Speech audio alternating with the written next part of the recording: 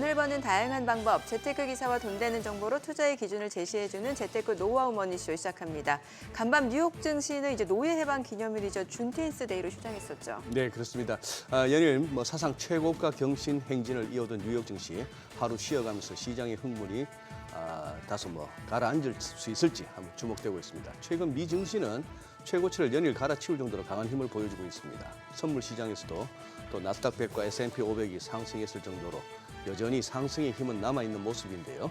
하지만 이제 또 산이 워낙 높다 보니까 향후 방향성을 두고 또 고민도 커지는 양상입니다. 시총 1위에 등극한 엔비디아의 급성장을 두고 또 과거 사례를 또 떠올리는 그런 얘기도 오가는 걸 보면은 지금 시장이 달리는 와중에 마음 한구석에 또 불안감도 없지 않아 있어 보입니다. 자, 이제 우리 시장 계속해서 조금씩 부족한 그런 모습이긴 합니다만 그래도 분위기는 현재까지는 괜찮습니다. 네, 맞습니다. 어제 국내 증시 코스피 엔비디아 훈풍에 힘입어서 2,800선에 바짝 다가섰고요. 국내 증시에 대한 낙관론에도 무게가 실리고 있는 것 같습니다. 간밤 뉴욕 증시 휴장이었던 만큼 또 오늘은 과연 어떤 흐름을 나타냈는지 증시타임에서 확인해 보겠습니다. 요즘 재개발, 재건축 소식들이 여기저기서 들려오고 있죠. 이제 본격적으로 정비 사업이 시작되면서 또 집을 구해서 이사를 가야 하다 보니까 이것도 사실 보통 일이 아닐 것 같아요. 네, 그렇죠. 네, 그래서 집을 구해 이사를 가는 대신에 입주권을 팔고 새로운 집을 사려는 분들도 많은데요. 근데 자칫하면 입주권 양도 과정에서 세금 폭탄을 맞을 수도 있다고 합니다. 어떤 사연인지 절세 방법은 또 없는 건지 콕콕 절세 전략에서 자세히 살펴보겠습니다. 네, 지금 보고 계신 머니쇼 유튜브에서도 라이브로 시청 가능하니까요. 많은 시청 부탁드립니다. 그럼 먼저 빠르게 돌아가는 글로벌 증시 상황부터 정리해 볼까요? 도지은 아나운서 소식 전해주시죠. 굿모닝 마켓입니다. 말씀해주신 대로 뉴욕 증시와 뉴욕 채권 시장은 노예 해방 기념일인 준틴스데이를 맞아 쉬어갑니다. 최근 뉴욕 증시 연일 신고가를 경신하면서 잘 나가고 있죠. 그 중심에는 인공지능 AI 대형 기술주들이 있습니다. 미국만큼 전 세계 글로벌 시장도 잘 나가고 있는지 눈을 넓혀서 살펴봅니다. 우선 최근 정치적 불확실성이 커지면서 불안한 유럽입니다. 독일의 닥스 지수는 0.35%, 또 프랑스 캬크 지수도 0.77% 하락했습니다. 범유럽 지수인 유로스톡스도 0.61% 내리면서 영국을 제외하고 유럽 증시 전체적으로 하락세 보이고 있는데요. 영국 소비자 물가지수 CPI가 예상치에 부합했지만 여전히 정치적 불확실성이 발목을 잡는 모양입니다. 분위기가 좋지 않다는 건 이 사례만 봐도 알 수 있는데요. 이탈리아 명품 스포츠 브랜드죠. 골든구스가 올해 유럽 증시에서 IPO 대어로 꼽혔는데 최근 시장 분위기가 이렇다 보니 상장 계획을 연기했습니다. 특히 프랑스는 정치적 혼란이 가중되면서 파리 증시는 2년도 채 되지 않아 영국에게 유럽 증시 최대 시장 타이틀을 내준 상태입니다. 3년 전 영국 런던 증시에 부츠 브랜드 닥터 마틴을 상장했다가 주가가 급락한 적이 있었던 영국 사모펀드 퍼미라 입장에서는 같은 실수를 반복하고 싶지 않겠죠. 최근 유럽 증시 분위기를 가늠해 볼 수 있는 대목입니다. 아시아로 넘어가 보겠습니다. 중국을 제외하곤 전체적으로 분위기 나쁘지 않습니다. 엔비디아 랠리에 힘입어서 아시아 증시에도 훈풍이 분 건데요. 특히 대만의 경우 TSMC 강세의 장중 최고치 기록을 다시 쓰기도 했습니다. TSMC는 올해만 주가가 70% 넘게 올랐다고 하는데요. 엔비디아 반도체를 실제로 제작하는 건 대부분 TSMC가 하고 있어서 두 종목 주가는 함께 갈 수밖에 없는 구조입니다. 참고로 골드만삭스는 TSMC 목표가를 현재보다 19% 상향 조정하기도 했습니다. 인도 주식시장 시가총액도 투자 심리가 회복이 되면서 처음으로 5조 달러를 넘어섰다고 합니다. 일본도 반도체 관련 종목 중심으로 매수세가 유입되곤 있습니다만 뉴욕 증시 휴장 앞두고 상승폭은 제한됐습니다. 최근 일본 증시 넓은 폭 안에서 횡보 흐름 이어가고 있는데요. 아무래도 일본은행이 기준금리 인상 시기를 정확하게 말해주고 있지 않아서 불안한 심리가 기저에 깔려있기 때문으로 해석되고 있습니다. 미국, 유럽과의 신경전이 거세지고 있는 중국, 무거운 흐름이 이어지고 있습니다. 중국 당국이 증시를 개혁하겠다는 소식에 홍콩 시장은 반색을 했지만 정작 중국 증시에는 미치는 영향이 제한적이었습니다. 오늘 예정되어 있는 사실상 기준금리 역할을 하고 있는 대출 우대금리 발표를 앞두고 있는데요. 관망세가 짙습니다. 이번에도 동결될 가능성이 높은데 장중에 결과 확인해 보시면 좋겠습니다. 전체적으로 보면 AI 랠리에 따른 반도체 관련 종목들의 상승으로 우리나라를 포함한 수혜국들 흐름이 나쁘지 않습니다. 뉴욕 증시를 이렇게 끌어올리는 원리는 기본적으로 하반기에 금리 인하 기대감을 밑바탕에 두고 AI 랠리를 이끄는 대형 기술주들이 누가 1등이냐를 겨루고 있는 걸 시장이 더 크게 반영하고 있기 때문입니다. 특히 엔비디아, 마이크로소프트, 애플 3대장의 시가총액이 각 3조 달러를 넘어섰죠. 3조 달러라고 하면 우리나라 기준으로 4천조가 넘는 수준인데 삼성전자 시가총액의 10배 정도가 되는 규모입니다. 누가 먼저 4조 달러를 가느냐 이야기가 나오는 와중에 지금 AI 랠리에 올라타느냐 아니냐는 투자자의 성향에 따라 갈릴 수 있겠습니다. 다만 이 금리 인하 기대감에 대해선 한 가지 짚고 넘어가야 할 점이 있습니다. 통상 금리 인하가 진행되면 시장이 더 오를 것이라고 생각해서 기대감에 지금 많은 분들이 많은 기대를 걸고 있는데요. 돌아보면 현재 기준금리는 여전히 5.25%고 연준의 기준금리 인하 전망이 계속 밀리고 있지만 그럼에도 시장은 신고가를 경신하고 있습니다. 저희가 지나온 2022년 여름부터 작년 여름까지의 기준금리 인상은 2001년 닷컴 버블이나 2008년 모기지 사태 때 대응으로서의 기준금리 인상과는 달리 고인플레이션을 잡는 데 성공한 대응이라는 분석입니다. 즉 언젠가 시작될 기준금리 인하가 2001년이나 2008년처럼 곧바로 미국 증시를 끌어올릴 만한 강력한 원동력이라고 기대하기보다는 AI 다음 상승 원료가 떨어졌을 때 보다 긴 호흡으로 투자 방향성을 가져가는 게 심리적으로는 더 도움이 되겠습니다. 특히 하반기에는 미 대선이라는 빅 이벤트도 준비되어 있는 만큼 글로벌 시장 흐름을 포트폴리오 구성에 참고하시면 좋겠습니다.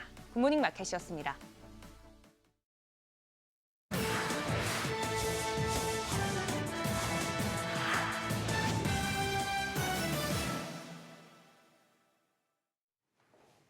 TSMC가 엔비디아를 등에 업고 시총 1조 달러 클럽을 목전에 두고 있습니다.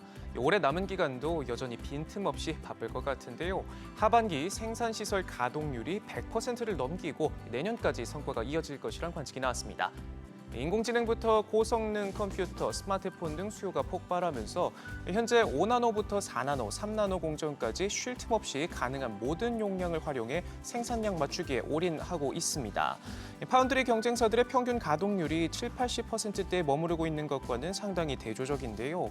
일부는 이미 최대치까지 운영하고 있어 특정 공정 가격이 오를 수 있다는 전망도 나옵니다. 특히 첨단 3나노 공정의 경우 주문이 내후년까지 가득 찬 것으로 전해졌는데요. 이에 3나노 파운드리 가격을 5% 인상하고 첨단 패키징 가격도 최대 20% 올릴 것이란 전망이 나옵니다. 엔비디아가 마이크로소프트를 제치고 시총 1위 자리에 오르면서 약 20년 전 닷컴 버블 당시 기억을 떠오르게 하고 있습니다. 조금은 닮은 듯 다르다는 월스트리트저널의 분석 함께 보시죠. 닷컴 붐이 한창이던 2000년 3월 인터넷 네트워크 정비업체 시스코가 당시에도 1위였던 마이크로소프트를 제치고 시총 1위 기업이 됐습니다.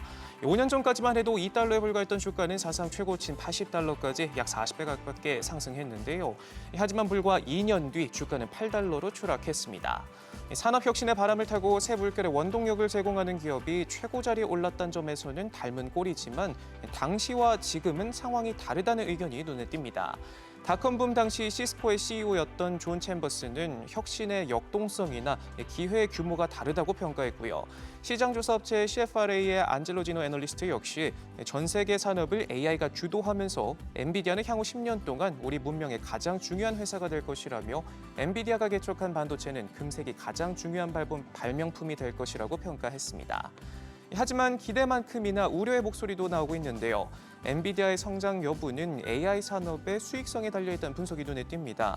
기업들이 천문학적인 돈을 들여 AI 개발 경쟁을 벌이고 있지만 아직 뚜렷한 수익 모델은 없어 AI 반도체 수요도 급감할 것이란 지적인데 실제로 세쿼이아 캐피털의 추정치에 따르면 AI 호황이 시작된 이후 엔비디아 반도체에 약 500억 달러가 투자됐지만 회사 매출은 30억 달러에 그치면서 기대와 경계감이 공존하는 모습입니다. 인공지능 시장 이야기 조금 더 이어가 보죠. 일론 머스크의 AI 스타트업 xAI가 델 그리고 슈퍼마이크로 컴퓨터와 함께 슈퍼컴퓨터 구축에 나섭니다. 머스크는 해당 공정에 들어가는 렉의 절반을 델이 조립하고 있다고 밝혔는데요. 마이클 델 CEO도 대규모 서버 사진과 함께 xAI의 그록을 가동하기 위해 엔비디아와 함께 델 AI 팩토리를 구축하고 있다고 설명을 보탰습니다. 나머지 절반은 AI 흐름을 타고 반짝 랠리를 보여주고 있는 슈마컴이 맡고 있는 것으로 전해졌습니다. 인텔은 그동안 엔비디아 칩을 탑재한 서버와 관련 기기를 만들어 팔면서 AI 수혜주의 하나로 주목을 받아왔는데요. 주가는 올해 들어 100% 가까이 올랐고요.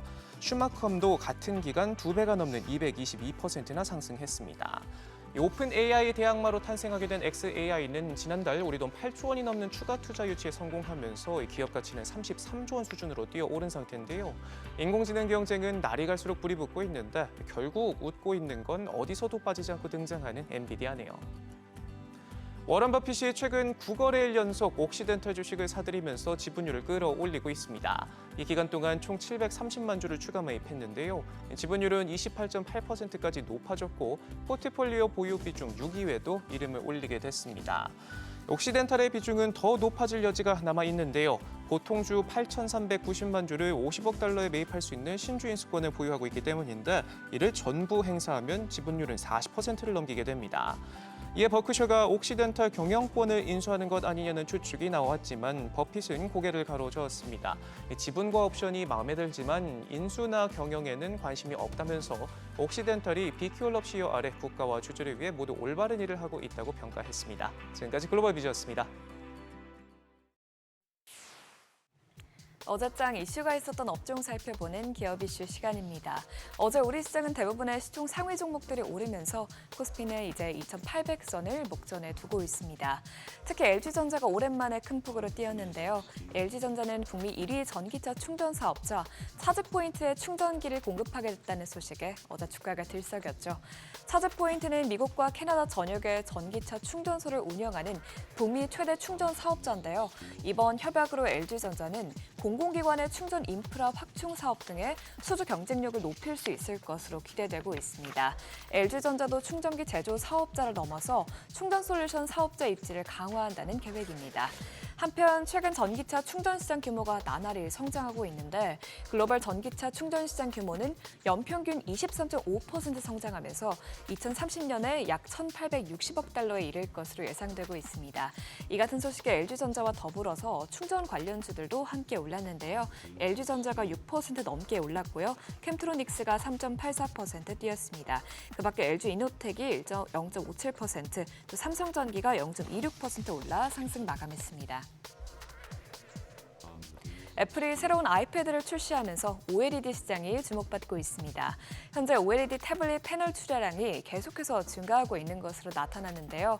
시장 조사업체 DSCC에 따르면 2분기 전 세계 OLED 패널 출하량은 390만 개를 웃도는 것으로 집계되면서 전년 동기 대비 333% 올랐습니다.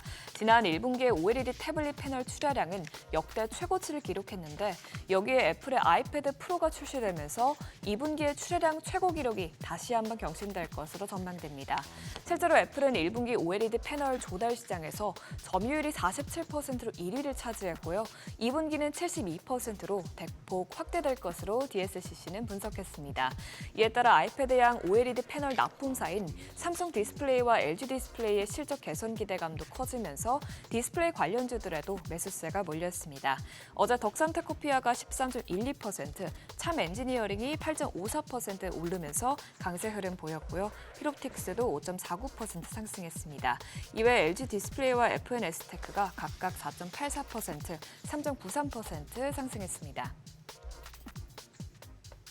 한국이 주관하는 인터배터리 전시회가 현지 시간 19일부터 21일까지 유럽에서 개막합니다.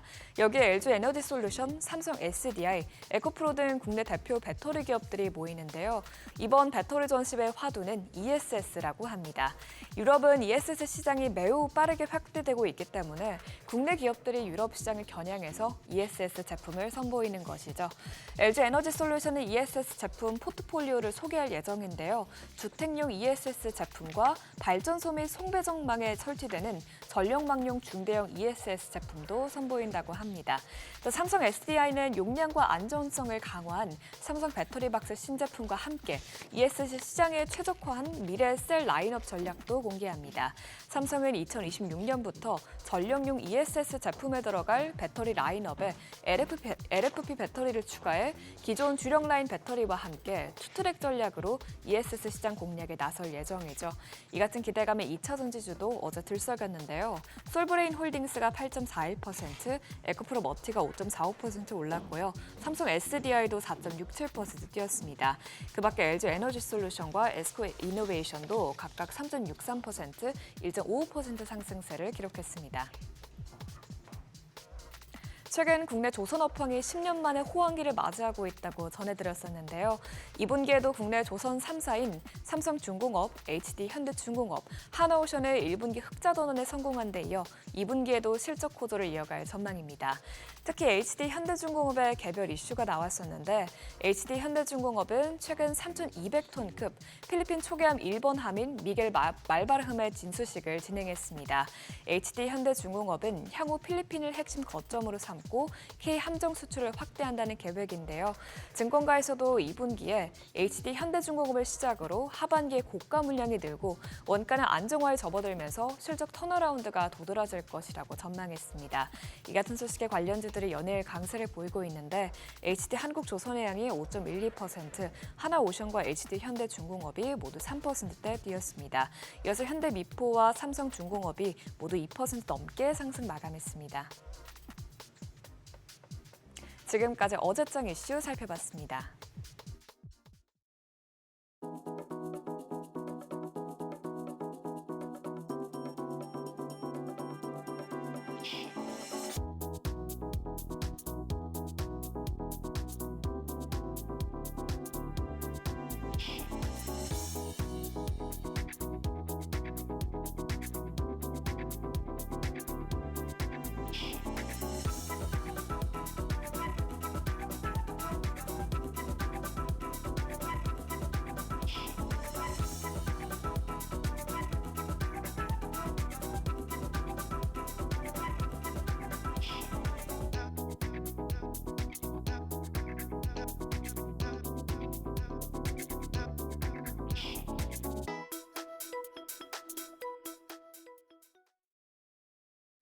우리 시장이 연고점을 또 한 번 경신했습니다. 2,797선, 2년 5개월 만에 처음 보는 숫자입니다. 그런데 소문난 잔치에 먹을 게 없다는 말이 맞는 걸까요? 지수가 강세를 보인 것과 대비되게 양시장 모두 하락 종목의 수가 상승 종목 수보다 훨씬 많아서 다소 압축적인 상승이 진행됐습니다. 지수가 신고가를 넘어선 상황에서 고점 부담을 경계해야 하는 건지 아니면 서머랠리를 기대해도 되는 건지 시장 복귀하면서 이슈들 체크하시죠. 코스피가 1.21% 올라서 2,797.33포인트. 장 초에 한 번, 장 막판에 한 번 2,800선 돌파를 시도했지만 성공하지 못했습니다.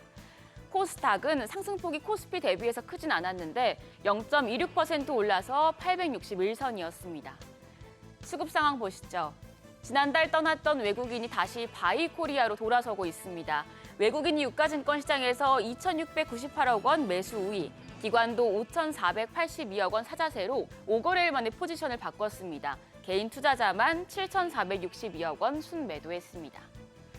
코스닥에서도 외국인의 매수세가 포착됐습니다. 외국인 1,045억 원 사자 포지션, 개인도 51억 원 순매수했고요. 기관 홀로 528억 원 물량을 내놨습니다. 시가총액 상위 종목 마감 상황입니다. 대형주 흐름이 좋았습니다. 유가증권 시장에선 신고가를 연일 경신했던 SK 하이닉스만 쉬어갔고 나머지 상위 9대 종목들은 모두 상승부를 켰습니다. 삼성전자가 1.75% 올라 지난달 8일 이후에 처음으로 종가 기준으로 8만 원 선을 넘어섰습니다. 8만 1,200원. 자세히 살펴보면 삼성전자를 비롯해서 그동안 많이 올랐던 반도체와 자동차 대표주들은 상승폭을 점점 축소하는 모습이었고요. 오히려 그동안 조정을 받았던 LG 에너지 솔루션과 KB금융 등이 장 막판에 갈수록 상승폭을 키우면서 마감을 했습니다. 특히 2차 전지 밸류체인 종목들이 다른 업종의 자금을 일부 흡수하는 모습이 나타났는데요. 인터배터리 유럽이 개막하면서 기대감이 유입됐습니다. LG 에너지 솔루션 3.63% 크게 올랐고요. 코스닥 시장에서도 에코프로비엠과 에코프로가 8거래일 만에 상승 전환했고 엔캠도 반등에 성공했습니다. 헬스케어 업종은 엇갈렸습니다. 삼천당제약이 비만약 치료제 투자 기대감에 또 한 번 불기둥을 세웠습니다. 15.76% 급등했고요. 셀트리온 제약도 2.94% 올랐는데 알테오제는 6.76% 낙폭을 기록했습니다. 한편 클래시스가 6.76%, HPSP가 7% 넘는 상승세 시현했습니다. 환율이 70전 올라서 1,381원 80전에 거래를 마쳤는데요. 역외 환율을 보면 1,381원 70전으로 약보합 수준으로 오늘 외환시장은 보합권에서 출발할 가능성이 높겠습니다. 어제 방산주가 좋았죠. 폴란드와 루마니아 등 수출 기대감에 한화 에어로스페이스와 LIG 넥스원 등이 신고가를 경신했습니다. 그런데 어제 장 마감 후에 루마니아가 자주포 도입을 최종 결정했다는 사실이 공개됐습니다. 9억 2천만 달러, 우리 돈으로 1조 3천억 원 규모의 한화 에어로스페이스가 생산하는 K9 자주포 54문과 K10 탄약 운반 장갑차 36대를 도입할 예정입니다. 한화 에어로스페이스의 수주 금액이 당초 예상한 것보다 높게 나타났는데요. 지금 방산주 주가가 워낙 많이 오른 상태여서 접근하기 부담이라는 시각도 있습니다. 하지만 증권가에서는 방산업종 더 갈 수 있다고 보고 있습니다. 한국투자증권은 방산 수출 모멘텀이 중장기적으로 지속될 것이라며 LIG 넥스원을 최선호주로, 한화 에어로스페이스를 차선호주로 꼽았고요. 하나증권은 여전히 방산업종의 상향이 전망이 된다면서 항공 우주 부문 대비해서 지상 방산 부문의 실적 강세를 봤을 때 지상 방산의 강점이 있는 한화 에어로스페이스를 탑픽으로 꼽았습니다. 또 여기에 대해서 신한투자증권은 방산주뿐 아니라 조선주 내에서 방산 사업을 영위하는 조선주, HD 현대중공업과 하나오션들의 수혜도 지속될 것이라고 전망했습니다. 방산 업종에 대한 증권사들의 긍정적인 뷰 참고해 보시고요. 마지막으로 개장 전 오늘장에 영향을 줄 이벤트 체크하시죠. 오늘 중국의 6월 대출 우대금리가 장중에 발표됩니다. 사실상 기준금리인데 이 금리를 인하할지 중국 통화당국의 결정이 우리 시장에 영향을 미치겠고요. 중국 텐센트가 한국에 아너 오브 킹즈라는 게임을 출시하고 룩셈부르크에서는 EU 재무장관 회의가 열립니다. 여기에 더해서 배터리 전시회인 인터배터리가 유럽에서 개최되고 있는데 여기서 나오는 소식들까지 체크해 보셔야겠습니다. 한편 어제 시간의 거래에서는 저출산과 DB그룹주가 강했습니다. 윤석열 대통령이 어제 인구 국가 비상사태를 선언하고 정부가 저출생 종합대책을 발표했는데요. 이 소식에 꿈비와 아가방 컴퍼니 등 관련주가 상승했습니다. 그리고 DB하이텍이 테슬라에 공급될 반도체 위탁 생산을 추진한다는 소식에 DB와 DB하이텍 모두 올랐습니다. 또 SK하이닉스의 파운드리 자회사죠. SK키파운드리가 올 하반기부터 테슬라 반도체를 생산한다는 소식도 전해진 바 있습니다. 이 소식들이 오늘장까지 영향을 줄지 지켜보시죠. 뉴욕 증시가 휴장한 상태에서 우리 시장 2,800선까지 딱 0.1% 남겨두고 있는데요. 과연 시장이 저항선을 뚫어낼지 소문난 잔치에 먹을 게 많아질지 기대해봅니다. 지금까지 어제장 오늘장이었습니다.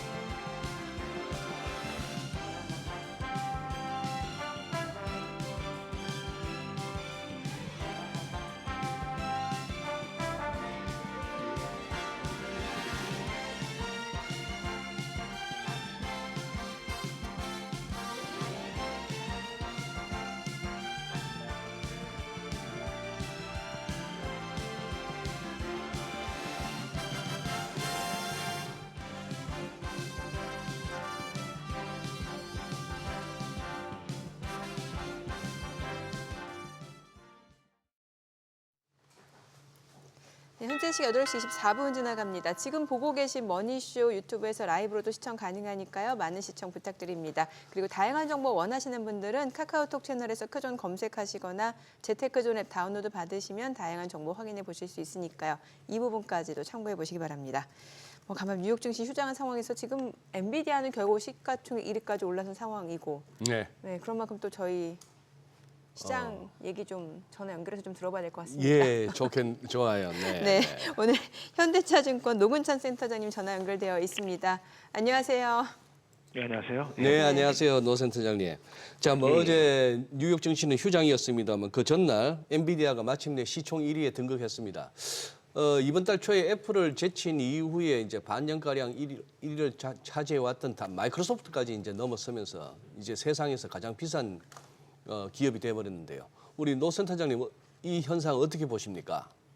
뭐 생성형 AI 서비스가 어떤 다른 서비스보다 더 중요하다는 것을 지금 엔비디아 시총에서 보여주고 있고요. 그리고 엔비디아가 이제 이달 초 컴퓨텍스에서 젠슨 항이 또 미래의 비전에 대해서도 많이 공유를 했습니다. 그게 또 시가총액이 또 거침없이 오르는 배경이 된 것 같고요. 대표적으로 이제 2026년, 27년에 나올 3나노 제품인 누빈 그리고 누빈 울트라까지 공개를 하면서 또 제품 로드맵에 대한 또 자신감을 보였고 여기에 이번에 기존에 했던 그 플랫폼 비즈니스가 좀 더 강화되는 모습들 대표적으로 뭐 기존의 옴니버스라는 3D 플랫폼과 함께 또 이제 AI를 구축 못한 기업들을 위한 NIM 같은 인퍼런스 마이크로 서비스 같은 이런 플랫폼도 계속해서 공개하면서 그냥 실적이 좋아지는 모습과 함께 어떻게 보면 플랫폼 기업으로서의 주가 재평가도 동시에 진행되고 있지 않나 그렇게 저희는 평가하고 있습니다. 네, 뭐 사실 이런 엔비디아 가파른 주가 상승 미증시에서 전례를 찾기 힘든 수준이라고 하는데 과연 이런 성장이 또 얼마나 지속될 수 있을지가 관심이 될 것 같습니다. 일단 월가에서는 지금 엔비디아 목표가를 상향 조정하고 있는 상황인데 혹시 개인적으로 보시기에 여기서 더 갈 수 있는 성장 동력 남아 있다라고 보시나요? 예, 저희는 이제 결국은 이제 뭐 엔비디아 제품 로드맵에서 제일 중요한 데이터 센터 GPU 로드맵을 가지고 저희가 판단을 하는데요. 어쨌든 내년에 이제 그 블랙엘 울트라가 나오는데 보시면 8S 즉 8개 싱글 스택 HBM이 장착된 그리고 12하이 즉 12단 제품이라고 엔비디아가 로드맵에서 얘기를 했고 그리고 이제 2026년, 27년부터 이제 루빈이 나오는데 특히 루빈의 울트라 제품은 이제 12S라고 되어 있습니다. 그리고 HBM4라고 되어 있고 그래서 이게 그냥 저희가 HBM 위주로 말씀드렸지만 그만큼 HBM의 단수와 그 다음에 싱글 스택 수가 많다는 거는 GPU의 성능도 그만큼 많이 올라간다는 것이거든요. 그래서 GPU 성능이 올라가면 궁극적으로 엔비디아 입장에서는 좀 더 비싼 가격에 팔 수 있기 때문에 물론 뭐 고객들의 가격 저항은 일부 있을 수 있지만 어쨌든 제품 로드맵만 놓고 본다면 성능도 올라가면서 엔비디아 실적도 같이 개선되지 않을까 그렇게 예상하고 있습니다. 네. 자, 이제 뭐 관건은 우리 반도체인데요. 자, 엔비디아의 훈풍이 SK 하이닉스에도 이제 전달되면서 기대가 커지고 있습니다. 아직 뭐 엔비디아 확답을 받지 못한 삼성전자는 이제 자체적으로 전략 회의까지 개최하면서 하반기 위기 돌파구를 모색하는 상황인데요. 우리나라 두 반도체 대장주의 향방 어떻게 전망하십니까? 그 하이닉스가 어쨌든 엔비디아와 상당히 이제 메인 제품에 밀착해서 공급을 하고 있고 또 그 지위 자체가 단기간에 훼손되지는 않을 것 같습니다. 다만 이제 하이닉스도 엔비디아처럼 주가가 이제 거침없이 계속 올랐기 때문에 아마 엔비디아 주가가 조정받을 때 같이 조정받을 수는 있을 것 같지만 엔비디아의 주가 조정도 저희는 오더라도 상당히 좀 단기적일 것 같기 때문에 여전히 저희는 긍정적으로 봅니다. 삼성전자는 지금 엔비디아에 들어가는 게 제일 중요하고 뭐 다른 북미 거래선에 들어가는 것보다 엔비디아의 인정을 받아서 들어간다면 삼성전자 주가도 좀 재평가될 수 있을 것 같습니다. 그리고 들어가는 시기가 좀 늦어져서 주가 디커플링이 좀 있지만 HBM 자체가 이제 D램 캐파를 3배 이상 잠식하고 있기 때문에 기타 메모리 반도체의 그 공급도 상당히 같이 타이트해지고 있습니다. 그래서 양사 모두 실적이 이번 분기, 다음 분기 모두 시장 예상치를 상회할 것으로 예상되기 때문에 양사 모두 주가는 우상향하지 않을까 그렇게 예상하고 있습니다. 네, 뭐 최근 반도체주가 워낙 이제 잘 나가다 보니까 낙관론이 우세하긴 합니다만 일부에서는 또 신중론도 제기되고 있습니다. 이럴 때는 반도체주 투자 전략 어떻게 세워야 될까요? 제가 이제 저희 나라가 지금 어떻게 보면 HBM 강국이기 때문에 엔비디아의 제품 로드맵에 저희 나라 기업들의 센티멘트는 많이 연동될 것 같습니다. 그래서 HBM이 이제 작년 같은 경우에 이제 엔비디아 GPU에 보통 80GB가 들어갔다면 내년에 나올 그 블랙 울트라 같은 경우는 288GB가 들어가고요. 그리고 2027년에 나올 루빈 울트라는 576GB가 들어갑니다. 결국 기기당 탑재량이 계속해서 늘기 때문에 아직은 뭐 24년의 고점에 대해서 너무 그렇게 고민할 단계는 아닌 것 같습니다. 왜냐하면 26년, 27년이 좀 더 현재보다 상황이 좋아질 것으로 예상되기 때문에 24년에는 그냥 그런 시장적인 이유로 주가가 조정을 받는다면 계속해서 저점 매수 전략 유효하지 않을까 그렇게 예상하고 있습니다. 네, 오늘 내용 잘 들었습니다. 고맙습니다. 네, 감사합니다. 네, 자 오늘 목요일이잖아요. 예. 그동안 뭐 조금 정체성 혼란을 겪으셨던 우리 목남이 수요일 출연하시다가 금요일 출연하시다가 네, 드디어 그러셨죠. 오늘 제자리를 예. 찾으셨네요. 네, 메리츠증권의 강재현 부장님 오늘 함께 하시겠습니다. 어서 오세요, 강 어서 부장님. 오세요. 네, 안녕하십니까. 넥타이는 어디 집에서 메고 오신 거예요? 우리 의상실에 겁니까? 제가 메고 온 겁니다. 아, 집에서? 네. 잘못 맸네요. 아니요. 귀여우세요. 시골집 상경하신 것 같아. 아니, 부장님. 어제 말이에요. 우리 코스피가 1.2%나 오르는 와중에 장중 고점이 2,799.3입니다. 네. 뭐 지수가 별 의미 없는 요즘 장세이긴 합니다만 이걸 2,799.3위까지 가놓고 왜 2,800을 못 찍을까요? 약간 이제 여지를 남겨놓은 거겠죠. 약간의 여지를 네, 남겨둔다. 그렇죠. 어쨌든 심리적인 저항선 구간이기 때문에 네. 그걸 돌파하는 데는 상당히 힘이 좀 필요할 거고 충분히 돌파 가능하다. 지금과 같은 대형주의 상승 추세가 지속된다면 충분히 돌파가 가능하고 또 새로운 지수를 충분히 볼 수 있을 것 같다. 미국의 주식시장의 지수를 보게 되면 엄청난 상승을 지금 보여주고 있잖아요. 그거 대비했을 때 국내 시장은 여전히 큰 상승 구간은 아닌 것 같다. 그리고 어저께 대형주 중심 상승이 나오면서 예. 코스닥 중심의 개인 투자자들이 상당히 소외감을 느낄 수 있는 하루였던 그러셨던 것 같아요. 그래서 네.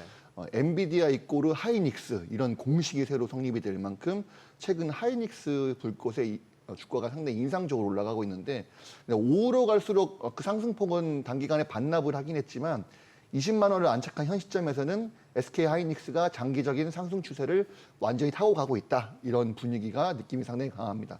그리고 잘 가고 있던 음식료주들이 장 초반부터 강한 조정세를 기록했고요. 네. 화장품추는 장 초반에 엄청난 강세를 기록하다가 막 이제 텔레그램에서도 화장품에 대한 좋은 얘기가 엄청나게 쏟아 나오기 시작했어요.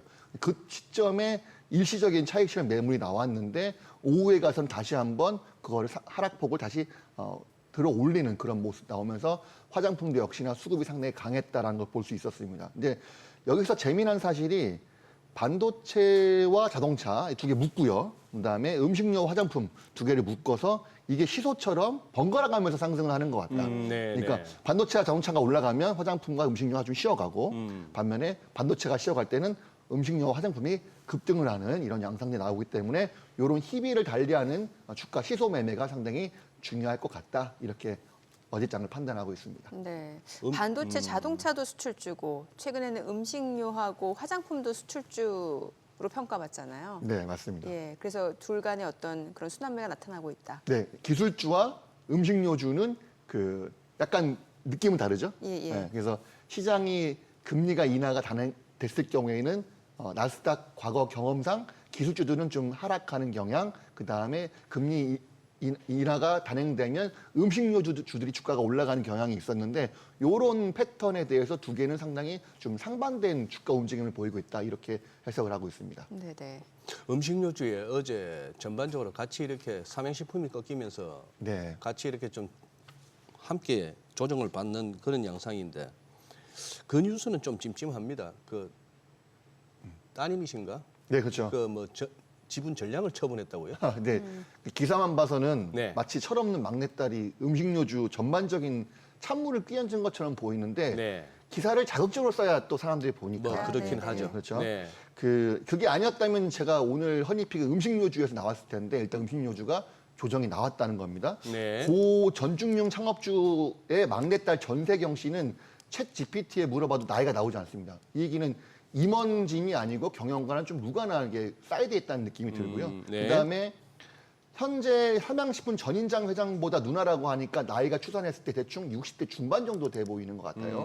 근데 전량 매도에 따른 자극적인 계산을 냈지만 실제 금액은 72억밖에 되지 아, 않습니다. 그래요? 네. 네. 엄밀히 따지면 0.2%만 빠지면 되는 거죠. 지분율로 봤을 때는. 경영 일선에서 무슨 나쁜 시그널을 보고 팔았다고 한다면 악재가 될 수 있겠지만은 60대 중반 할머니가 노후 자금 마련을 위해서 70억 판 건데 이걸 가지고 악재다 이렇게 표현하는 건 조금 억측인 것 같다. 그리고 역시 삼양식품이라는 분위기의 제목 바꾸는 노후 자금을 위한 매도 이렇게 했다고 한다면 주가는 오히려 더 잘 갈 수 있었겠죠. 어쨌든 예. 음식료주들은 조정의 기회를 줬기 때문에 이번 기회를 놓치지 않고 편승해 보는 게 좋을 것 같고요.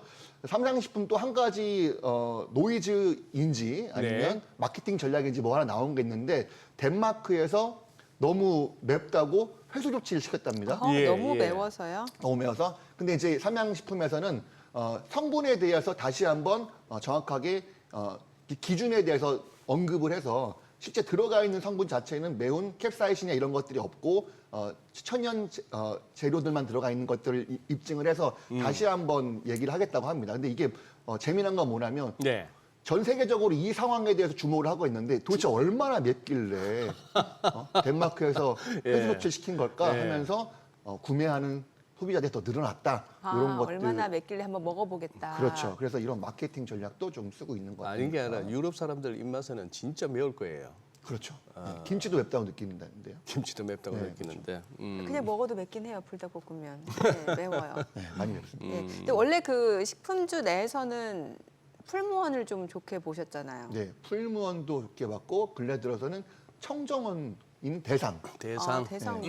좋게 보고 있습니다. 제가 얼마 전에 그 장모님께서 김을 주셔가지고 먹었는데 최근에 먹었던 김 중에 너무 맛있는 거예요. 그 봤더니만 청정원 뭐 무슨 올리브김 이런 거더라고요. 그래서 대상에 전화해서 이 김이 미국에도 수출되느냐 확인해보려 전화했는데 전화를 받지 않았습니다. 그래서 저한테 연락 한번 주시면 좀 확인을 해보고 싶다.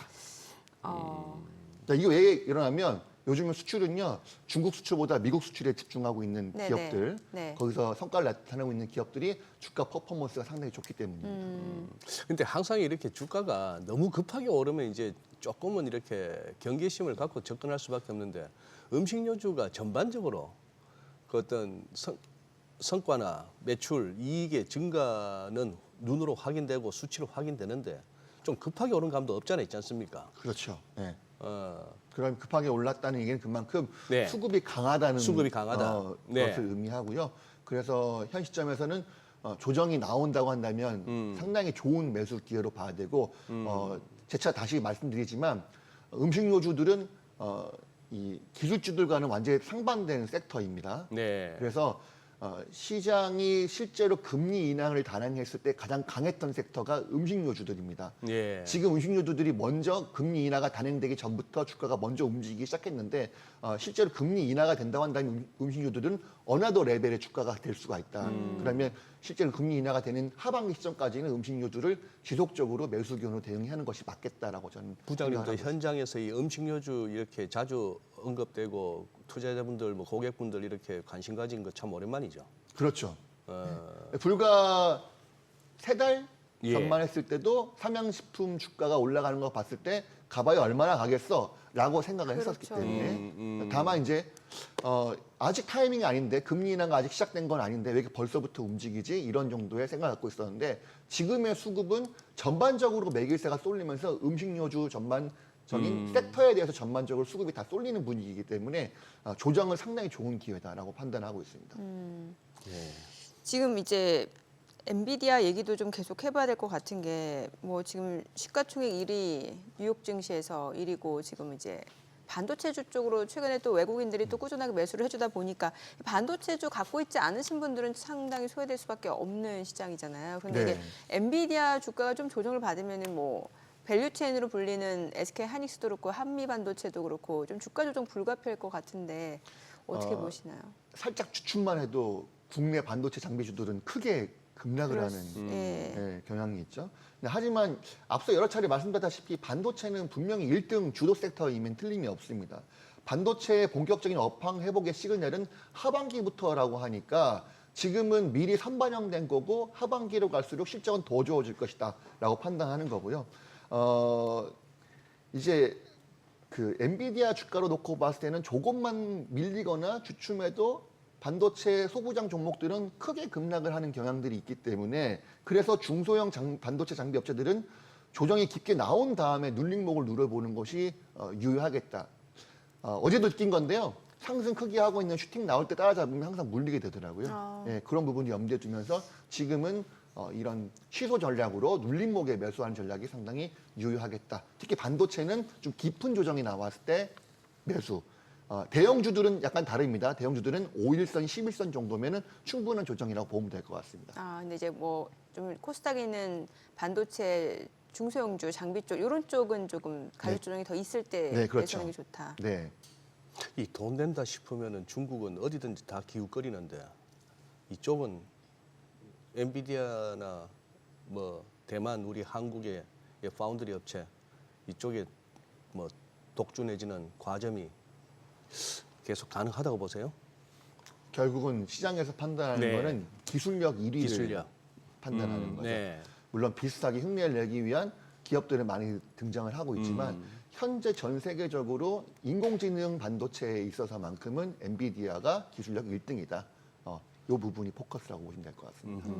그 우리나라에서는 보면은 이제 그 반도체 섹터 쪽으로 보면은 뭐 HBM 쪽이 있고 아니면 뭐 온디바이스 AI 최근에 특히 이제 애플 같은 경우 애플 인텔리전스 이후에 지금 온디바이스 AI 쪽도 굉장히 테마로 좀 네. 핫하잖아요. 네. 그 이전부터 좀 움직임도 있었고 맞습니다. 뭐 네. 유리기판 쪽도 흐름 좋고요. 물론 사이드죠. 예. HBM이 메인이고 네네네. 스트림이고 자람 테크놀로지, 오픈 엣지 테크놀로지 대표되는 AI 반도체. 요즘에 이름이 뉴로모픽 반도체 뉴로모픽, 섹터라고 얘기를 하더라고요. 그다음에 JNNTC, 피롭틱스와 같은 유리기판 관련주도 어제 흐름이 좋았고 태성, HPSP와 같은 온디바이스 AI도 관련주들도 급등세가 나왔습니다. 이들 종목의 특징을 보면 장기간 조정을 겪다가 상당히 피레침을 세게 썼다는 얘기인데요. 근데 이제 바닥을 예측하는 거는 상당히 리스크가 큰 매매 방법 중에 하나예요. 네네. 주가가 크게 장기간 하락할 경우에는. 근데 양봉과 거래량으로 판단을 하고 이게 반등이다라고 판단하는데 어제 거래량이 조금 아쉬웠다.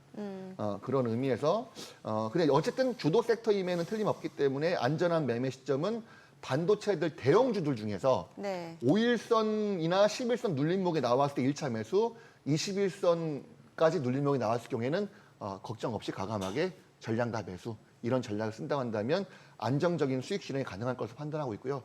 대형주들 중에서 딱 세 종목 눈여겨보고 있죠. SK하이닉스, 한미반도체, 리노공업 이 세 종목 대형주들 눌림목 한번 노려보자 말씀드리겠습니다. 통상 이런 분위기일 때 소부장, 소위 이제 소재 부품 장비 관련주들 이쪽으로 또 이제 뭐 시세가 나오곤 했는데 최근에는 조금 덜한 것 같습니다. 이 대장주들이 가는 거에 비해서. 그렇죠. 지금 확실히 대형주들이 더 네. 수급이 강한 시장인 것 같아요. 그래요. 그리고 어제 소장님이 저한테 네. 여쭤보셨잖아요. 뭐요? 그 동해 석유 관련주. 예. 그 어떤 움직임이냐고. 그래서 네, 제가 네. 못 봤는데 나중에 오후 들어서 보니까 그 관광업체들 움직임이 굉장히 활발했어요. 네, 맞습니다. 예. 관광업체. 이게 원래는 가스 테마 아니었나요? 예, 근데 예. 요즘에는 동해 석유 테마로 이름 그러니까요, 바뀌었습니다. 예. 그러니까 이름이 바뀌는 거 봤을 때는 이제 이랬다 저랬다 좀 왔다 갔다 하는 거죠. 근데 사실이 확인 안 되었다는 점에서는 일부 전문가들이 매우 불안한 의견을 보이고 있는데 분명한 사실은 이런 동해 석유 테마주들이 등장하면서부터 코스닥 시장의 수급이 완전히 꼬여버렸다. 꼬였다. 네, 그 부분은 맞는 것 같아요. 아하. 다만 이들 종목에 대한 뷰가 조금씩 바뀌는 느낌인데 최근에는 애널리스트들 사이에서 예. 동해 석유 테마주들 옥석가리가 나오는 모습입니다. 네. 거기서도 이제 옥석이 있는. 예, 이런 것까지 분석을 하나 싶을 만큼 특히 어저께 유진투자증권에서 유틸리티 섹터 선호 종목으로 한국가스공사와 포스코 인터내셔널 그다음에 세아자강을 추천을 했는데 네. 함께 테마주에 대한 칼춤을 추는 느낌이었어요. 네. 그래서 사실 우리가 어떤 종목을 살 때 다 실체를 확인하고 사지는 않잖아요. 그렇죠. 기대감으로 사기 예. 때문에 그런 의미로 놓고 봤을 때는 찐 선수라고 한다면은 이런 가스공사 관련 종목들 칼춤 출 때 우리도 리듬 정도는 타는 그런 매매가 필요한 타이밍이 온 것이 아닐까라는 생각에서 저는 이제 그 이 세 종목 관심주에 넣어놨습니다. 간단하게. 그 넣어놓고. 포스코 인터내셔널 같은 경우는 원래 종합상사 관련주인데 예전에 2차전지 움직일 때 또 네. 많이 그렇죠. 움직였잖아요. 과거에 이제 시추 경험이 있다 이런 예, 내용들인데 자세한 내용들 살펴봐야 테마주들을 뭐 공부하고 사나요? 그 주가 흐름 움직이는 거 봐가면서 사는 거잖아요. 그러니까 요 종목들은 5일선을 깨는 눌림목대 1차 매수, 11선을 깨는 눌림목대 2차 매수. 한 3차 이상으로 벌려놓고 매수를 하는 거죠. 그다음에 그 11선이 깨지는 움직임에서 이탈했을 경우에는 바로 손절을 하는 상당히 매매에 있어서만큼은 손절 라인을 정확히 지켜주는 이런 단기 트레이딩으로서만 대응하면 좋겠다 이렇게 말씀드리겠습니다. 어제 뭐 이 와중에 상한가 간 종목도 있나 봐요. 넥스틸, 예? 그 관광업체. 강관업체, 넥스틸. 넥스트. 예. 그거 자세히 살펴보지는 않았는데 관광업체 실적 측면에서는 오히려 세아제강이 좀 더 아. 안전해 보인다. 그럼 지금 부장님이 관심 있게 보는 쪽은 한국가스공사랑 포스코 인터내셔널이랑 세아제강. 세아제강. 관심 있는 것 많이 그냥 관심 종목에 넣어놓기만 했습니다. 아, 그러니까 그래서 그냥 지켜보고 있다 네, 정도. 지켜보고 네. 정말 크게 밀리면 한번 단기 트레이딩 관점으로 대응해보겠다. 이런 정도입니다. 저기 뭐 순서가 좀 왔다 갔다 합니다만 지금 최근 들어서는 제일 좋은 게 이 우리나라 자동차 주인 것 자동차. 같아서 네. 뭐 다른 나라 미국 어제도 언급했습니다만 미국, 유럽, 일본 자동차주들이 조금 이렇게 힘을 못 쓰고 오히려 빠지고 있는 와중에 우리는 지금 막 날아가고 있습니다. 그렇죠. 요 시세 여전히 유효합니까? 토요타가 수치를 속였다는 얘기가 나왔을 네, 때부터 그때부터. 현대차 매수 딱 느낌이 왔거든요. 네. 상당히 큰 이슈였죠. 아하. 거기 현대차가 인도 법인 설립 IPO까지 네. 좋은 내용이 나왔습니다. 결국은 30만 원 돌파하겠죠. 하지만 단기적인 아주 단기 트레이딩 관점에서 네. 보면 현대차는 29만 원이 매물대가 너무 세다. 그리고 엔벨로프 상한선이 걸려 있어요. 볼린저 엔벨로프? 밴드까지. 네. 그렇게 되면 한 29만 원 부근의 차익 시장 매물이 나올 수 있기 때문에 좀 적극적인 매매 대응한다 그러면 현 시점에서는 1차적으로 매도했다가 28만 원 이하에서부터 다시 매집하는 전략도 좋습니다. 근데 만약에 이렇게 하다가 30만 원 훌쩍 넘어버렸다. 바로 조정이 안 나오고 그러면 예. 30만 원에 가서 다시 바로 안착 후에 매수하는 전략도 상당히 적극적인 매매, 현명한 매매 대응 전략이다라고 판단하고 있고요. 지금은 좀 기다렸다가 28만 원에서 다시 매수하려고 기다리고 있는 상황. 그다음에 자동차 부품주들 봐야 됩니다. 부품주들. 네, 인도에 진출하게 되면 예. 워낙 인도 인구들도 많고 자동차 생산량이 크게 늘어날 수 있기 때문에 또 인도에서는 생산 공장을 짓는 글로벌 자동차 업체에다가 수입차 관세를 과거 100%에서 15%까지 인하하겠다라고 밝힌 바가 있죠. 그래서 본격적으로 자동차 부품주들이 갈 때가 됐다라고 판단하고 있고요. 인도의 생산 기지를 갖고 있는 서현이화와 SL 이 두 종목을 SL, 네, 네. 꼭 관심주에 넣어두시길 바랍니다. 이 두 종목의 특징을 살펴보시면요. 최근 4개년도 2021년도부터 실적은 계속 좋아졌습니다. 그것도 아주 큰 폭으로 좋아졌고요.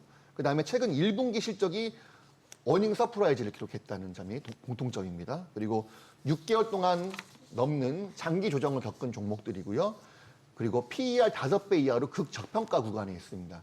이 중에서도 특히 서현이화가 PER 3배 수준까지 떨어졌는데 과거 PER 7배 수준 감안하면 현 주가에서 2배 이상 주가가 올라도 저평가 구간이 맞는 것 같고요. 그다음에 인도 업력만 서현이화가 25년이 넘었습니다. 그래서 서현이화의 지난해 인도 매출은 비중이 16%에 달하고 있고 현지 생산 공장 4곳, 연구소 1곳을 두고 있는데 2022년도 7월에는 타밀나두 칸치푸람의 첫 공장을 설립했고 2008년도, 2017년도에는 첸나이와 아난타프의 공장을 세웠고 지난해 8월에는 다시 또 타밀나두 프레시나길에다 공장을 새로 지었습니다. 그래서 인도 업에서 상당히 많은 업종을 펼치고 있는 이 기업 서현이화가 자동차 부품주에서는 탑픽 종목으로 눈여겨보고 있다 말씀드리겠습니다.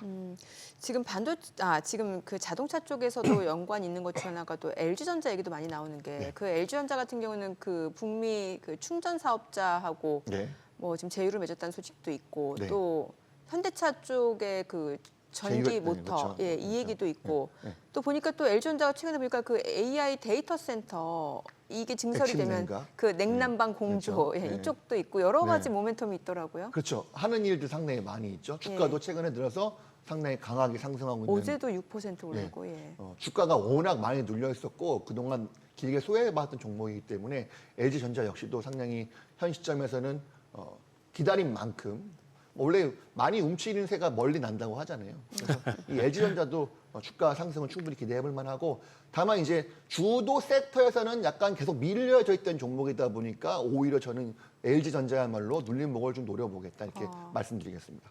네. 자, 지금 시각 8시 50분 향해 갑니다. 오늘 양시장 호가 상황 좀 체크해 보도록 하겠습니다. 먼저 코스피 예상 체결 지수부터 확인해 보도록 하죠.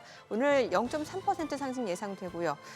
이렇게 되면 이제 드디어 2,800선을 좀 돌파해낼 수 있을 것이다라는 기대감이 좀 커질 수 있을 것 같습니다. 2,807포인트 예상 체결 지수 집계되고 있고요. 코스닥 강보합 예상됩니다. 예상 체결 지수는 861포인트입니다.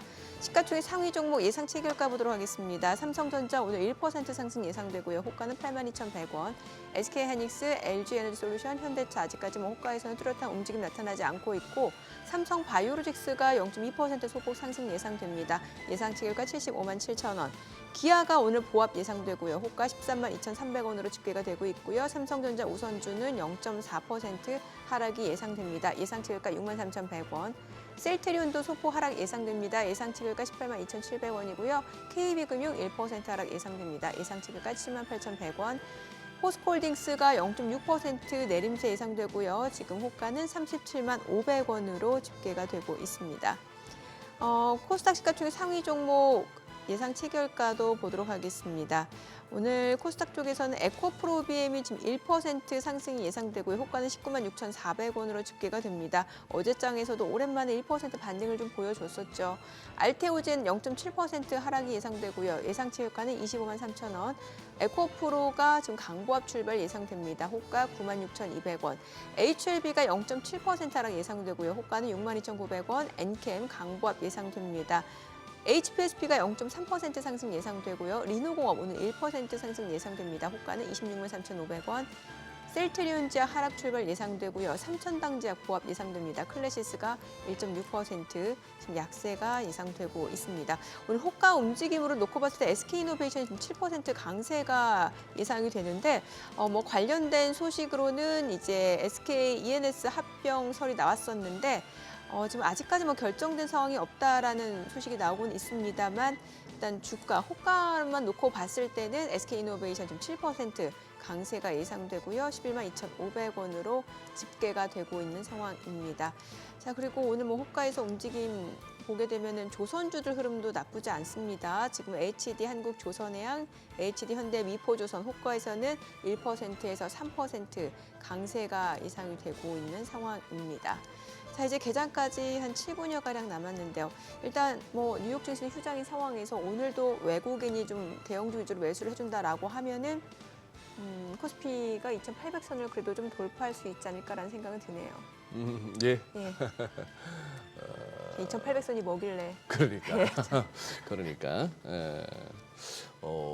지금 이제 우리 강 부장님하고 잘 나가고 있는 쪽 먼저 한번 살펴봤는데 네. 잘 나가는 쪽에서는 이게 잘 나가는 쪽에 이제 지금 들어가는 부분에 대해서는 이제 조금 이제 우려되는 바가 없지 않아 있는 거고 그 다음 움직일 섹터나 종목을 또 이제 발굴하고 이런 식으로 이제 가는 건데 진짜 이거 하나 궁금해요. 단도직입적으로 여쭤볼게요. 무슨 자사주 매각을 통해서 투자 자금을 유입하네 이런 뉴스가 나오던데 지금 삼천당 제약을 얘기하는 겁니다. 네네네. 예. 우리 강 부장님 표현을 빌리자면 여기도 좀 끼 있는 종목인데. 그렇죠. 예, 끼 있는 종목인데 우리한테 제일 익숙한 건 그거 아닙니까? 산스타. 눈 뻑뻑할 때 넣는 이 저만의 그게 저 삼천당 제약으로 어려서부터 기억하는데 자 지금 제가 제일 궁금한 거 이거 진짜 시장이 그 회사의 미래를 보고 투자자들이 기관이나 개인이나 할 것 없이 막 이렇게 지금 막 매집을 하면서 이렇게 나온 시세입니까? 아니면은 이거 우리 숱한 우리 바이오나 제약 이런 쪽에서 봤던 그 또 일환이 또 펼쳐지고 있는 건가 여쭤보는 거예요. 삼천단제약은 분명히 기술력이 있는 기술력 있는 기업이다. 기업이고 네. 인정받는 기업이고 제가 이제 제약바이오가 조정이 크게 나올 때 주가가 오르려면 삼천단제약과 알테오젠이 먼저 주가가 반등이 나와야 다른 바이오주들도 같이 움직일 거다라고 얘기를 예. 여러 차례 드렸었죠. 네. 근데 어저께 기사를 보게 되면 노보노디스크의 비만 치료제랑 엮어서 기사를 냈는데 예. 너무 잘 엮어놨어요. 티가 나게. 근데 유사 펩타이드, 그다음에 계열 이런 표현을 쓴 거는 사실 복제약이 아닌 거죠. 그냥 비슷한 얘기. 비슷한. 네. 그래서 복제약이라는 단어는 좀 무리수가 있어 보이고 네. 이틀 전에 자사주 처분 공시, 50만 주 자사주 처분 공시를 내고 나서 이런 언론 플레이를 했다는 거는 약간 좀 의심이 된다는 겁니다. 주가는 너무 많이 올라서 이틀 사이에 34%가 올랐죠. 예. 자사주 처분 종료일은 7월 17일이니까 여기까지만 말씀드리겠습니다. 아니 보니까 시간에서 급등한 종목들이 지금 저출산 테마주들인데 이제 어제 그 윤 대통령이 보니까 저출산 고령사회위원회 회의를 직접 주재했다 이런 소식이 나오니까 지금 지금 호가에서 움직임이 꿈비 아가방 컴퍼니 지금 급등 출발이 예상이 되는데 네. 사실 저출산 예전부터 보면 좀 테마주로 좀 움직였었잖아요. 네, 그렇죠. 대선 전까지 상당히 강한 테마였고요.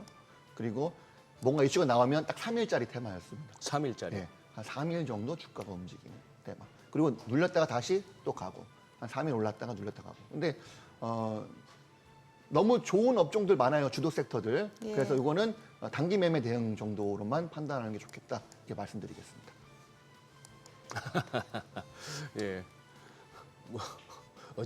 어지간하면 우리나라에서 정부 쪽에서 뭔가 대책이 나오거나 계획이 나온다고 하면은 그게 이제 그 당일의 테마주로 연결되는 경우가 많고, 거기 이제 지금 우리 강 부장님이 그동안 살펴보신 바로는 저출산 관련한 테마주는 수명이 한 3일 정도더라. 좀 짧았다. 그동안. 짧았다. 그렇죠.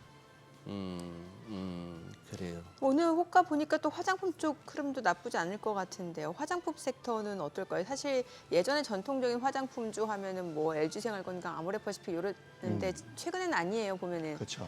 실리콘투 네. 아니면 또 삐아 네. 이런 쪽이 굉장히 탄력적이잖아요. 그래서 제가 이제 오늘 화장품주 3대장을 갖고 나왔는데 3대장. 네, 심플하게. 네. 제가 관심주에 딱 넣어오는 세 개 네. 종목. 실리콘투, 그다음에 펌텍 코리아, 잉글 우드랩. 펌텍 코리아, 잉글 우드랩. 네, 세 종목. 이들 종목이 화장품 섹터에서 상승을 주도했고요. 그다음에 가장 많이 올랐습니다. 네. 이 세 종목이. 그래서 이들 종목의 조정이 나온다고 한다면 매우 좋은 기회가 될 것 같고, 한 가지 더 화장품 제조회사들 중에서 특히 유통회사들도 마찬가지고요. 화장품주들을 내가 뭔가 선택하겠다 그러면 반드시 중국 수출보다는 미국 수출해서 주가를 나타내는 기업을 매수하는 것이 더 낫겠다. 실리콘투, 펌텍코리아, 잉그루드랩 이들 3대장이 화장품주들 중에서는 주가가 아웃퍼폼한 이유가 미국에서 선전하고 있기 때문입니다. 네. 그리고 과거 대부분의 화장품주들에서 텐베거가 나왔던 시절이 2015년도였어요. 네. 10년 전에. 그러면 지금 장작 10년가 조정이 나왔던 게 화장품주들입니다. 그렇기 때문에 이 주가들이 크게 상승할 수가 있는 거고, 당시에는 너무 많은 신생 화장품 업체들이 생겨서 도산하는 기업들이 그때는 많이 나왔거든요. 10년간 장기 침체를 겪으면서. 그래서 많은 기업들이 워크아웃이 됐고 지금까지 살아남은 기업들이 이제 화장품 시장을 독점하는 그런 체계가 왔다라고 판단합니다. 화장품주의 추세 상승은 저는 단기간에 끝나지 않을 거다라고 판단하고 있습니다. 지금 보니까 잉그루드랩 같은 경우는 코스메카 코리아 자회사네요. 네, 맞습니다. 그것도 이제 생산 쪽이고요. 예. 그다음에 펌텍 코리아는 용기 쪽이죠. 용기. 화장품 용기. 그다음에 실리콘주는 화장품에 있어서 쿠팡과 같은 유통업체입니다. 플랫폼 업체. 네, 플랫폼 업체. 이제 요거를 플랫폼 업체만 놓고 본다면은 밸류에이션을 얼마 줄지 참 난감한 거죠. 왜냐하면 네, 그렇죠. 뭐 쿠팡이니 알리익스프레스니 이런 일들을 하는 기업들은 뭐 PER 막 40배, 50배도 주잖아요. 네. 그렇기 때문에 실리콘투가 실적도 상당히 좋지만 실적 대비 상당히 고 PER을 받고 있는 기업이 바로 실리콘투라고 보면 되겠습니다. 뭐 텐베거 되기 얼마 안 남았잖아요. 거의 벌써 지금 한 7, 8배 오지 않았습니까? 주가 많이 올랐습니다. 진짜 많이 올랐습니다. 그럼 기존의 전통적인 그런 LG생활건강이라든지 아니면은 또 OEM, ODM 업체들 있잖아요. 뭐 코스맥스도 있고 네. 이런 쪽은 어떻게 보세요? LG생활건강 조정 깊게 나왔죠. 그래서 한 번쯤 들어가고 싶은데 그 바닥 예측하기가 쉽지가 않습니다. 아, 그렇죠. 네, 그렇죠. 그래서 만약에 LG생활건강 이 정도 빠졌는데 그건 감으로 사는 거잖아요. 네네. 그렇잖아요. 시그널을 보려고 한다면 LG생활건강에 매수 시그널이 나왔을 경우에는 제가 다시 한번 이 종목에 대해서 이제는 매수 가능하겠다 말씀드리도록 하겠습니다. 네. 일단 오늘 간밤 또 뉴욕 증시 휴장인 상황에서 오늘 국내 증시 좀 종목 장세가 예상이 될 것 같은데 네. 어떨까? 오늘 전반적인 장 분위기 어떻게 예상하시나요? 전반적인 예, 장 예. 분위기 그 뭐 딱히 뭐 이렇게 참고할 만한 그건 없었잖아요. 뭐 유럽장은 조금 이렇게 영국 제외하고 좀 흔들리는 모습이었고 유럽 EU 집행위원회에서 거기는 그래도 뭐 전통의 유럽이네요. 재정 문제를 가지고 한 7개국, 프랑스 포함한 7개국한테 개장하고 좀 들어보도록 그럴까요? 하겠습니다. 저는 국내 증시 확인해 보죠. 개장합니다.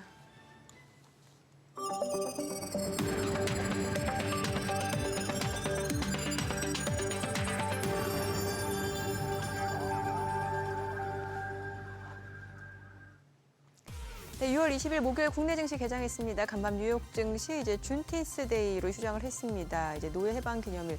그러니까 준 6월 달하고 나인틴스 19일을 합성한 용어입니다. 준틴스 데이로 휴장을 했고 일단 뭐 뉴욕 증시는 계속해서 우상향 추세를 이어가고 있고 S&P 500 나스닥 사상 최고 챙진을 이어가고 있는 상황에서 국내 증시 어제 장에서는 모처럼 또 대형주들이 힘을 내주면서 상승세를 보여줬는데 오늘 장에서도 외국인의 매수세가 좀 계속해서 유입될 수 있을지가 관전 포인트가 될 것 같습니다. 양시장 출발 지수 좀 보도록 할게요.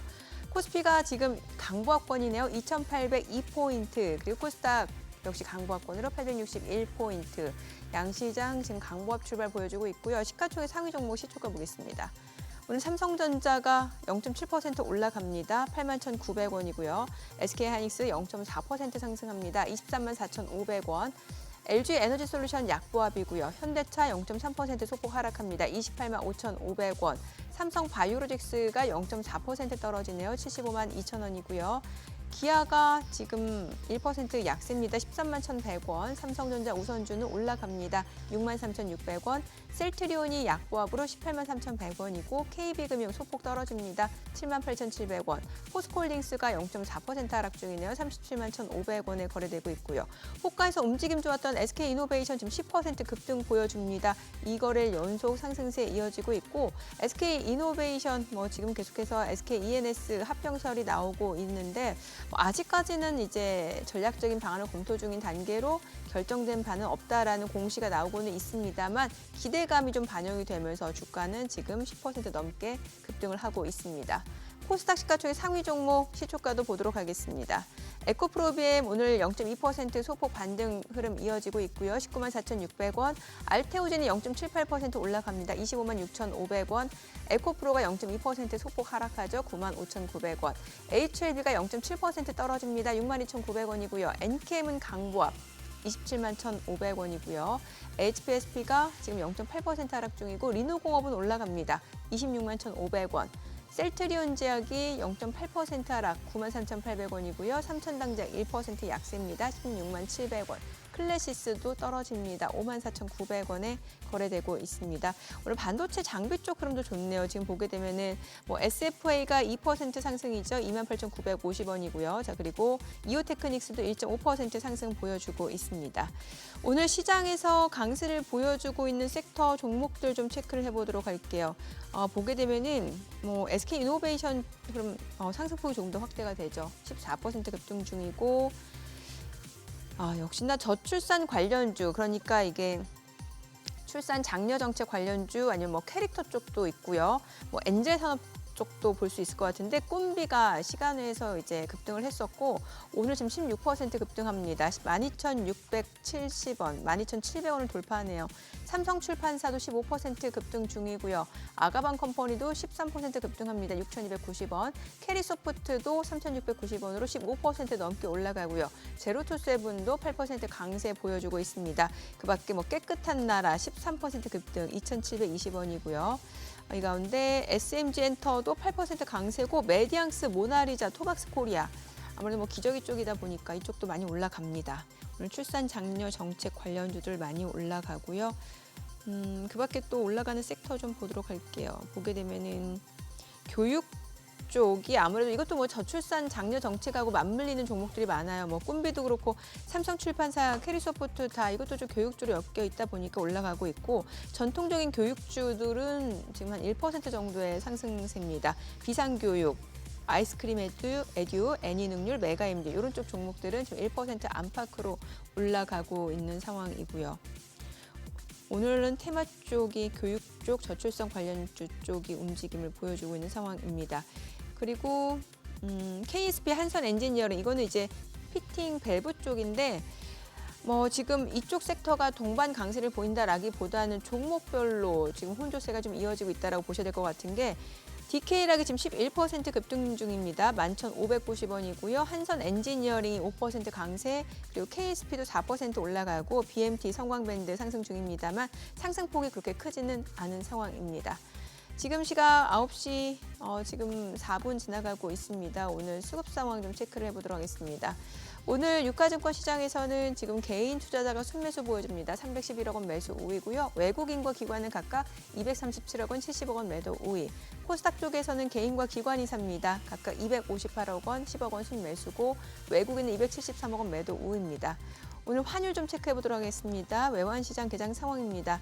오늘 달러원 환율 지금 현재 보게 되면은 70전 상승한 1,382원 50전에 개장이 됐습니다. 이게 보니까 코스피가 2,800선을 약간 또 하회하네요. 2,800선이 기술적으로 굉장히 어떤 구간인가 봐요. 예. 예를 들어서 이게 뭐 전 세계적으로 달러 약세가 도도하게 펼쳐지고 달러 약세가 펼쳐진다는 것이 그만큼 무슨 미국에서 달러가 뽑아져 나오고 우리 환율이 뚝뚝 떨어지고 원화가 강세로 가고 지수가 매일 올라가고 외국인들이 어제 사고 오늘 파는 게 아니라 꾸준히 사고 이런 게 이제 소위 말하는 그 추세가 있고 이제 뭔가 외국인들이 한국 시장을 산다든지 한국 기업을 산다 이렇게 보겠지만 요즘 외국인 수급에서도 보면은 우리 강 부장님을 비롯해서 여의도에서 많이 회자되는 용어 천하제일 단타 대회죠. 거기에서 벗어나지는 못하는 것 같아요 지금은. 그렇죠. 아니 그 이렇게 테마주가 빠르게 좀 네. 수급매를 보여주다 보면 사실 개인 투자자 입장에서는 뭐 대응 자체가 쉽지가 않죠. 테마주를 너무 많이 벌려놓지 않고 내가 기다리는 업종만 몇 가지들만 딱 중심을 잡아놓고 매매를 하면 될 것 같습니다. 그러니까 뭐 갑자기 뭐 가스 테마가 들어왔다 해서 가스 테마도 넣고 출산 테마가 들어왔다 해서 출산 테마도 관심주에 넣고 이런 것들이 조금 어려울 수 있는 거죠. 사실 그렇죠. 메인 트림으로 놓고 봤을 때 가장 주도 섹터 네 가지 아까 말씀드렸죠. 자동차, 반도체가 먼저입니다. 반도체 1등, 네. 자동차, 그다음에 음식료, 화장품 이 네 가지 메인 섹터 놓고 나서 본 종목들 내가 원하는 수준까지 가격이 내려왔을 때 매수한다고 한다면 좋은 전략이 될 거라고 판단하고 있습니다. 그래요. 바로 지금, 예. 지금 특별히 눈에 떠있는 섹터가 있으세요 지금? 혹시나 오늘 출산 테마주들이 출산 상당히, 테마. 강하게 좀 움직이고 있는 거 특징으로 볼 수 있을 것 같고 예. 아까 말씀드렸다시피 뭐 그동안에 잘 가던 그 대형주들은 좀 조정이 나오고 있다. 현대차가 한 1%대 정도 조정이 나오고 있는데 한 28만 원 정도 수준까지만 좀 내려와 준다면은 제 차 좀 과감하게 또 매수를 해보고 싶다. 이탈을 한다고 한다면. 근데 28만 원 꺾었다고 해서 한 번에 다 들어가진 않을 것 같아요. 한 2단계로 나눠가지고 28만 원 깨졌을 때 한 번, 그 다음에 27만 5천 원 정도 구간에서 한 번 더, 그 다음에 장기 홀드 이렇게 한번 해보자. 오늘 허니픽 어떤 종목이세요? 허니픽. 허니픽은 화장품에서 갖고 나왔습니다. 화장품. 네. 네. 실리콘2. 앞서 좀 관심 있게 보신다는 종목. 그렇죠. 예. 예. 과거 2015년도 화장품 대세 상승 시 화두가 중국 따이공이었다고 한다면 지금 화장품의 대세 상승은 미국 수출 급증에 있습니다. 네. 그래서 실리콘2는 북미 키워드에 있어서 최대 강자라고 불리우고 있고 강력한 미국 유통 인프라를 갖고 있는데 실리콘2의 실적 성장세는 가히 서프라이즈에 가깝죠. 매년 순이익이 3배씩 증가하는 가파른 성장세를 기록 중에 있고 자사 플랫폼인 스타일 코리안 닷컴을 통해서 전 세계 160여 개국 국가에 국내 인디 브랜드 화장품을 수출하고 있고 개인 고객뿐만 아니라 국내 최초로 AGV 물류 로봇을 활용한 물류센터를 만든 겁니다. 그러니까 무이나 물류센터죠. 이거를 구축해서 기업 고객 홀세일까지 커버를 하고 있는 기업이 바로 실리콘2입니다. 국가별 매출 기준을 보게 되면 미국의 매출이 1등으로 자리 높고요. 그다음에 네덜란드 매출액이 2위를 기록 중에 있고 동사가 연평균 매출액 2배씩 성장하고 있는데 반면에 순이익은 3배씩 성장하고 있습니다. 이 이유를 살펴보게 되면 광고 선전 비용이 꾸준하게 줄어들고 있다는 점이 강점입니다. 인플루언서 마케팅을 통해서 제품을 노출하고 있고 자체 플랫폼을 통해서 매출 비중을 높였기 때문에 마케팅 비용 대비 높은 효과를 거두고 있는 것으로 보여지고 있고요. 실리콘2를 통해서 해외에 진출한 국내 화장품 브랜드만 430여 개에 달한다고 합니다. 그래서 미국에 진출하려면 반드시 실리콘2를 거쳐야 된다. 이런 공식이 성립이 된 것이죠. 그래서 실리콘2가 유통해 주기를 기다리는 브랜드가 줄을 서 있다고 하는데 이 회사 올해 1분기 실적 사상 최대 어닝 서프라이즈 기록했습니다. 그래서 올해 실적 역시도 작년 대비 3배 정도 성장할 것으로 순익단에서라고 증권사에 예측을 하고 있습니다. 아니 저는 이게 조선미녀 선크림 그 업체인지는 몰랐거든요. 이게 굉장히 유명해요. 조선미녀 선크림. 그게 이게 이것만 하는 게 아니고 그 회사를 제품을 들여와서 유통을 하는 그렇죠. 네. 그리고 인디 브랜드들을 전 세계에 알린 역할을 하고 있는 기업이죠. 유통업체, 그렇죠. 플랫폼 업체. 이 조선미 좀 다른 얘기인데 조선미녀 전에 원래 강남미녀로 할까라는 얘기도 있었다고 하더라고요. 근데 이게 강남미녀가 주는 어감이 좀 아시죠? 약간 성형미인을 그렇죠. 일컫는 느낌이 있어서 그 조선미녀로 바꿨다는 그 회사 썰도 있었거든요. 근데 그 아무튼 조선미녀 선크림이 되게 유명해요. 이름 자체는 되게 촌스러운데 그런 요즘에 그런 옛날 감성들이 주가가 상당히 잘 가는 느낌인 것 같습니다. 강남미녀보다는 조선미녀가 훨씬 좋은데. 그러니까 그 이제 회사에서 그 다가오는 느낌. 고민을 했었대요. 강남미녀는 국내 포커스를 맞춘다고 한다면 조선미녀는 세계적으로 진출하기 위한 포커스가 좀 강한 것 같은. 그게 아마 그것 때문에 그랬어요. 그 당시 그 싸이 강남 스타일. 그거 약간 벤치마킹으로 강남미녀를 하려고 했다가 어감이 안 좋아서 조선미녀로 바꿨다는 얘기가 있어요. 또 잘 나가는 또 기업 중에 마녀공장이라는 마녀공장, 기업도 있잖아요. 이름도 되게 특이한데. 근데 이제 우리나라의 기준에서 봤을 때는 마녀공장, 조선미녀 이런 것들이 좀 촌스럽게 느낄 수 있겠지만은 미국 사람들이 들었을 때는 상당히 좀 색다르게 느낄 수 있겠죠. 저기 장기적으로 계속 이렇게 소외되는 섹터는 이게 지금 뭔가 여기 전환점을 맞을 모멘텀이 없나요? 예를 들면 2차 전지 쪽입니다. 2차 전지들 중에서도 잘 가는 쪽이 있는데 그렇죠. 계속 지금 하는 분야가 있잖아요. 특히 양극재 쪽은. 네, 그렇죠. 여기는 뭐가 모멘텀이 될 수 있을까요? 꽤나 오래 눌리고 있는데. 일단은 캐즘이라고 표현해서 2차 전지의 전기차의 판매량이 크게 증가를 하는 게 포인트가 되겠죠. 근래 들어서 전기차 가격이 내연기관차보다 저렴한 것도 나왔지만 모든 전기차가 그런 건 아니다 보니까 그런 분위기가 전체적으로 형성이 되다 보면은 전기차 수요 증가에 더불어서 2차 전지 관련주들도 올라갈 만한 모멘텀이 될 겁니다. 근데 아마 다음 차를 바꾸게 되면 반드시 전기차 또는 하이브리드 차를 살 것 같아요. 현 시점에서는. 근데 전기차에서 조금 더 뭔가 좀 넓혀야 되지 않습니까? 2차 전지가 꼭 전기차에만 쓰이는 건 아니잖아요. 그렇죠. 네. 맞습니다. 아직까지는 그것을 전기차를 넘어서는 어떤 논의는 그렇게 활발하지 않은 것 같은데. 2차 전지들 중에서도 그 AI 데이터 센터와 연결되어 있는 ESS와 관련된 기업들은 주가 흐름이 조금 나왔었죠. 그리고 좀 더 강하게 나오는 섹터들은 그것도 2차 전지 분류지만은 전고체 배터리 쪽, 그 SOFC 이런 관련 종목들도 상당히 미래지향적인 종목으로서 주가 흐름이 좀 나왔었던 부분이 있고 오늘 SK 이노베이션이 급등인가요? 13%대 맞아요. 증세가 나오고 있네요. 이거는 왜 그런지 좀 체크를 좀 해봐야겠습니다. 그 설이 있어요. SK ENS 설이 있는데 아직까지 뭐 전략적 방안을 검토 중이다라고 돼 있고 합병 검토 중이긴 한데 확정된 건 없다는데 기대감이 있는 것 같아요. 그리고 좀 SK그룹주는 또 다른 이슈도 있잖아요. 그 최태원 회장하고 노관장 그 관련해서 SK그룹주 주가가 올라가야 좋다라는 얘기가 있다 보니. 그리고 또 최근에 그 액면 분할을 체크하지 않은 상당히 중대한 오류가 발견했다. 그러면 다음 재판에서 판결 결과가 좀 뒤집어질 수도 10분의 있다. 1로 줄어들 수도 있다. 뭐 이런 얘기도 나오고 있습니다. 그 정도까지. 지금 이제 어느덧 6월 20일, 지금 6월 달도 얼마 남지 않은 상황이고 뭔가 좀 전략이 필요할 것 같아요. 왜냐면은 이게 시장 자체는 조금씩 저점이 높아지고는 있는데 사실 투자자들 수익률, 체감지수는 그렇게 높지 않은 상황이거든요. 맞습니다.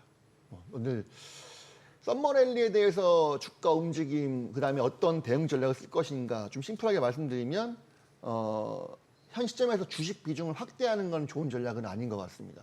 예. 아, 그럼 뭔가 좀 현금을 갖고 있는 게 더 좋아요? 현금을 계속 쥐고 있는 건 좋은 전략 아닌 것 같습니다. 그러니까 간혹적으로 나오는 일시적인 차익 실현이 무섭기 때문에 주식으로 매매는 대응하되 좀 길게 매매를 하는 기보다는 짧은 방망이를 잡고 단기 트레이딩이 훨씬 더 유리한 시장이 될 것이다.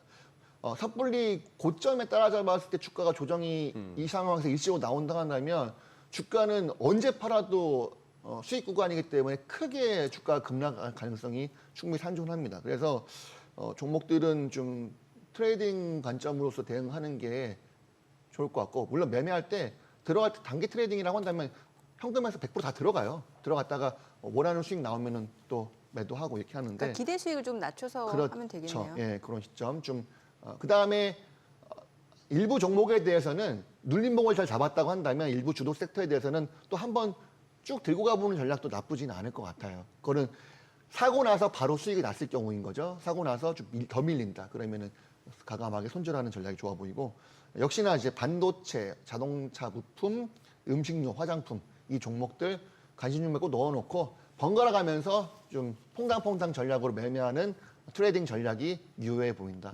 이렇게 말씀드리겠습니다. 아직은 그러면 뭐 게임이니 저기 무슨 뭐 플랫폼이니 엔터니 로봇이니 한때 이렇게 또 이 방송 저 방송 할 것 없이 똑같이 막 앵무새처럼 하던 그쪽은 아직은 좀 더 기다려야 됩니까? 아니면 지금 저렇게 허우적거리고 있을 때 그냥 몇 주 담아놓고 세월을 낚을까요? 아, 뭔가 길목 지키는 네. 전략. 자, 이제 이거는 정말 매매를 하고 있는 개인의 관점에 따라 다릅니다. 관점에 따라. 네, 어떤 스타일에 따라서 네. 세워라 내워라 나는 기다려서 안전한 수익을 거두는 투자자야. 근데 오랜 기다림이 될 수 있겠죠. 이게 3개월이 될지 6개월이 될지 모르겠습니다. 하지만 게임주들은 반드시 올라오긴 올라올 거예요. 근데 언제 올라올지 잘 모르다 보니 오히려 저 같은 적극적인 매매 투자자들은 게임주가 완벽하게 반등에 돌아섰다고 판단했을 때 그때부터 트레이딩에 들어가는 관점으로 대응을 합니다. 그냥 좀 많이 빠졌기 때문에 그냥 계속 물타기식으로 사는 거는 상당히 사람 진 빠지게 만드는 투자 전략이죠. 뭐 의도치 않은 장기 투자 또 그에 따른 기회 비용이 발생하니까 네. 그렇겠죠. 그리고 희한하게 이제 뭐 네이버나 카카오에 물려 있는 투자들 보면 항상 이 정도면 충분히 빠진 거 아니야? 이런 함정에 좀 많이 빠지는 것 같아요. 네. 그래서 또 물타기 하면 또 어김없이 더 빠지기도 하죠. 네. 네. 참 이 주식은 바닥도 예측하기 어렵고 고점도 예. 예측하기 어렵네요. 바닥 예측이 가장 어려운 매매 스킬 중에 하나입니다. 그래서 바닥 탈피하는 시그널을 찾는 게 가장 중요한 매매 포인트가 될 거고 가장 어렵긴 해요. 그래서 이거를 거래량과 양봉을 두 가지를 중요하게 보는데 현 시점에서는 거래량이 게임주나 플랫폼주들은 거래량이 너무 약하다 이렇게 생각을 하고 있습니다. 네. 네, 그래요. 오늘 내용 잘 들었습니다. 네, 고맙습니다. 감사합니다. 네, 보다 다양한 정보 원하시는 분들은 카카오톡 채널에서 크존 검색하시거나 재테크존 앱 다운로드 받으시면 다양한 정보 확인해 보실 수 있으니까요. 참고해 보시기 바랍니다. 최근 외국인 또 관심 있게 보는 리포트 확인해 보겠습니다.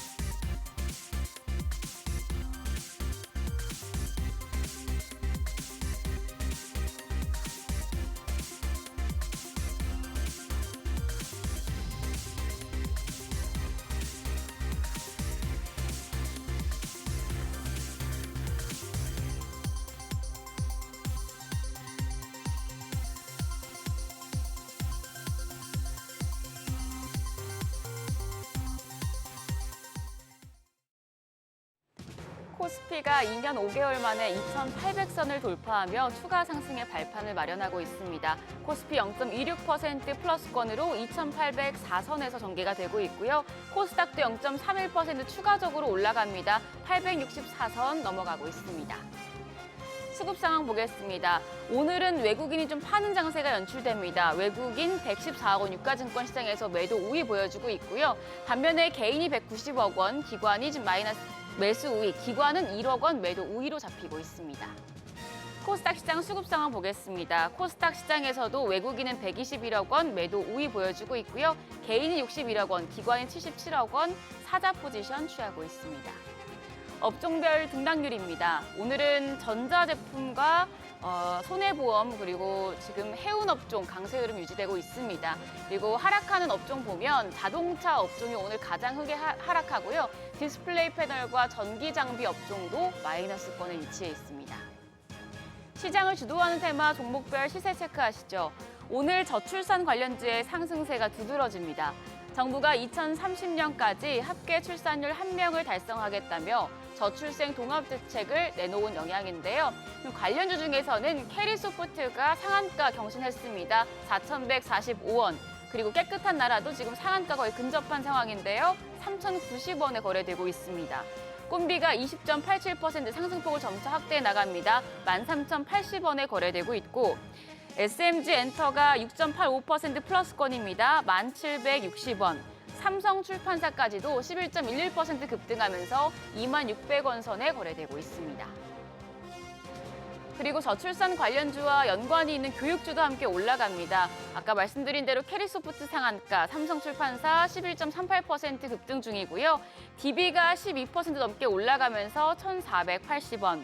웅진싱크빅이 3.06% 플러스로 2,190원 선에 거래되고 있습니다. 여기에 더해서 대교 역시도 1.42% 상승 흐름 연출 중입니다. 반도체 대표주들도 오늘 양호한 흐름 보이고 있습니다. DB하이텍이 제조업체 중으로는 처음으로 밸류업 계획을 3분기에 공시할 것이라고 밝혔고요. 또 어제는 테슬라 반도체 위탁 생산을 위해서 실사를 진행한다는 소식에 시간의 거래에서도 강했는데요. 오늘장에서 7% 넘게 올라갑니다. 7.2% 플러스로 49,050원에 거래가 되고 있고요. 삼성전자 상승폭을 더 확대해 나갑니다. 0.37% 올라가면서 81,500원에 거래되고 있습니다. SK하이닉스가 또 신고가를 돌파했는데요. 1% 넘게 상승 중입니다. 23만 6천 원에 거래되고 있습니다.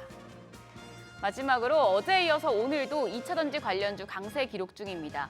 인터배터리 유럽이 개막한 가운데 국내 2차전지 밸류체인에 대한 기대감이 커지고 있기 때문인데요. 특히 SK이노베이션은 SKENS와 합병을 검토 중이라는 소식이 보도된 뒤에 급등하고 있습니다. 15.38% 올라가면서 12만 원 선 돌파했습니다. 12만 900원에 거래되고 있고요. 솔브레인이 2.54% 올라가면서 32만 3,500원. SK아이테크놀로지가 3.64% 강세 기록 중입니다. 4만 5,550원 나타내고 있고요. 롯데에너지머티리얼즈가 3.23% 상승하며 5만 7,500원. 솔루스 첨단 소재가 2.26% 상승세 시현 중입니다. 16,710원에 거래되고 있습니다. 오늘 코스피가 2,800을 드디어 돌파하면서 오늘장 분위기 역시 양호한데요. 오늘장에서 눈여겨볼 업종 어떤 게 있을지 시장 대응 전략까지 알아보겠습니다. 오늘은 SBS 비즈 5스타 윤효은 전문가 전화 연결돼 있습니다. 안녕하세요. 네, 안녕하세요. 네, 최근에 현대차와 기아의 질주가 계속되고 있습니다. 실적 기대와 더불어서 인도법인 상장 기대감까지 호재가 많은 모습인데요. 추가로 눈여겨볼 업황 이슈가 있다면 짚어주시죠. 네, 일단 24년도 글로벌 자동차 판매량은 성장세가 좀 유지될 것으로 판단되고요. 전반적으로 전기차와 2차 전지의 성장, 그리고 주요 완성차 업체들의 실적 개선 등을 통해서 긍정적인 전망을 보이고 있을 뿐만 아니라 현재 미국과 중국, 유럽이 자국의 자동차 산업을 보호하기 위해서 관세 전쟁을 진행하면 할수록 국내 현대차와 기아는 반사이익이 이어질 수밖에 없다고 판단되고요. 또한 국내 완성차 중에서는 현재 미국에 전기차를 판매하는 업체는 현대차와 기아뿐이기 때문에 중장기적으로도 수혜를 볼 수 있는 환경이 지속해서 만들어질 것으로 판단됩니다. 또한 이번 연도 자동차 섹터로 외국인의 집중적인 강한 수급이 연속적으로 들어오고 있는 점도 집중해야 될 포인트라고 판단되고요. 이번 연도 계좌에 꼭 넣어놔야 될 섹터로 판단됩니다. 네, 지금 자동차 대표주인 현대차 주가가 급등을 하면서 30만 원 선을 눈앞에 두고 있습니다. 현대차 얼마까지 보시는지 궁금하고요. 또 더불어서 함께 눈여겨볼 종목 있다면 짚어주시죠. 네, 먼저 현대차는 23년도 역대 최대 영업이익을 기록했고 24년도 1분기 매출액도 시장 기대치에 부합하는 실적을 내었습니다. 현재 북미와 유럽 시장에서의 판매 증가에 기대를 좀 걸고 있고요. 특히 로봇 기술과 자율주행 기술 개발에도 많은 투자를 하고 있습니다. 특히 인도 IPO 발표 등 여러 가지 호재로 인해서 현재 중장기 성장성 모두 멀티플이 회복되는 구간입니다.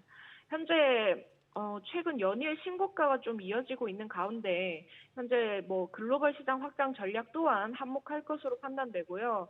주가는 지속적으로 상승할 가능성이 크다고 판단됩니다. 목표가는 32만 원 돌파 보시기 바랍니다. 그리고 다음으로는 기아인데요. 기아도 마찬가지 역대 최대 분기 영업이익을 경신한 부분이 있고요. 현대차를 뒤이어 다시금 신고가를 경신한 부분이 있습니다. 기아는 전기차와 하이브리드 차를 적극적으로 좀 판매를 확대하고 있고 특히 이번 연도에는 EV3 모델 출시로 전기차 시장에서의 입지를 더욱 강화할 계획이 있습니다. 또한 최근 5천억 원 규모의 자사주 매입 프로그램을 통해서 주주환원 정책을 강화하고 있는 점도 주가에 긍정적으로 영향을 미칠 것으로 판단되고요. 목표가는 15만 원 구간 제시드리겠습니다. 그리고 다음으로는 코리아 FT인데요. 현대차와 기아가 올해 하이브리드 차량을 전 차종으로 확대한다고 밝힌 부분이 있는데요. 이에 따라 수혜가 가능한 것이 하이브리드 대장주 코리아 FT입니다. 현재 현대차와 기아에서 아이오닉5 소속 전기차 양산을 2년 연기한 부분이 있는데 여기에서 하이브리드 쪽으로 좀 이슈가 나온다면 다시금 정고점을 돌파하면서 상승 가도가 이어질 것으로 예상됩니다. 목표가는 1만 원대 구간 제시드리겠습니다. 네, 오늘 코스피가 2,800을 돌파했고 이 추세 계속해서 이어질지 궁금한데요. 투자자분들을 위해서 대응 전략까지 세워주시죠. 네, 현재 미국 연준에서는 금리 인하를 좀 검토하고 있으나 이 부분에서는 경제 지표와 특히 인플레이션 및 고용 데이터에 따라서 달라질 겁니다. 특히 금리 인하가 이루어지면 시장에는 긍정적인 영향을 미칠 수 있는 부분인데요. 이에 따른 기대감은 유효하다 판단되고요. 특히 전일 외국인의 강한 선물 매수세가 좀 이어지는 점에 대해서도 긍정적으로 판단하고 있습니다. 업종별로는 기술주 및 바이오 섹터는 혁신과 수요 증가로 인해서 지속적인 성장이 예상되고요. 특히 자동차 섹터가 주주환원 확대 등 현재 현대차가 신고가를 넘긴 상태이기 때문에 자동차 업종으로의 순환매가 이어질 수 있는 점도 참고하시기 바랍니다. 네, 오늘 말씀 고맙습니다. 지금까지 업종과 대응 전략 알아봤습니다.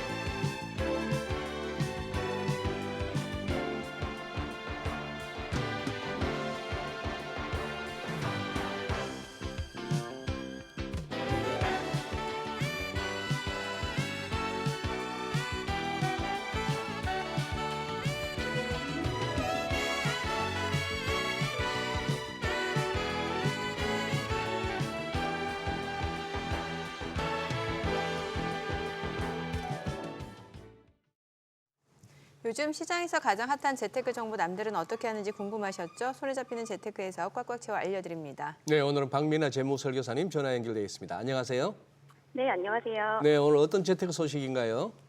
네, 정부가 물가 상승을 반영해 41년 만에 청약통장 납입 인정 한도를 10만 원에서 25만 원까지 상향했습니다. 이에 꾸준히 감소 추세에 있는 청약통장 가입자 수에도 영향을 미칠지 주목되고 있는데요. 오늘은 청약통장 납입금 변화와 함께 이로 인해 나타날 기대 효과까지 함께 짚어드리도록 하겠습니다.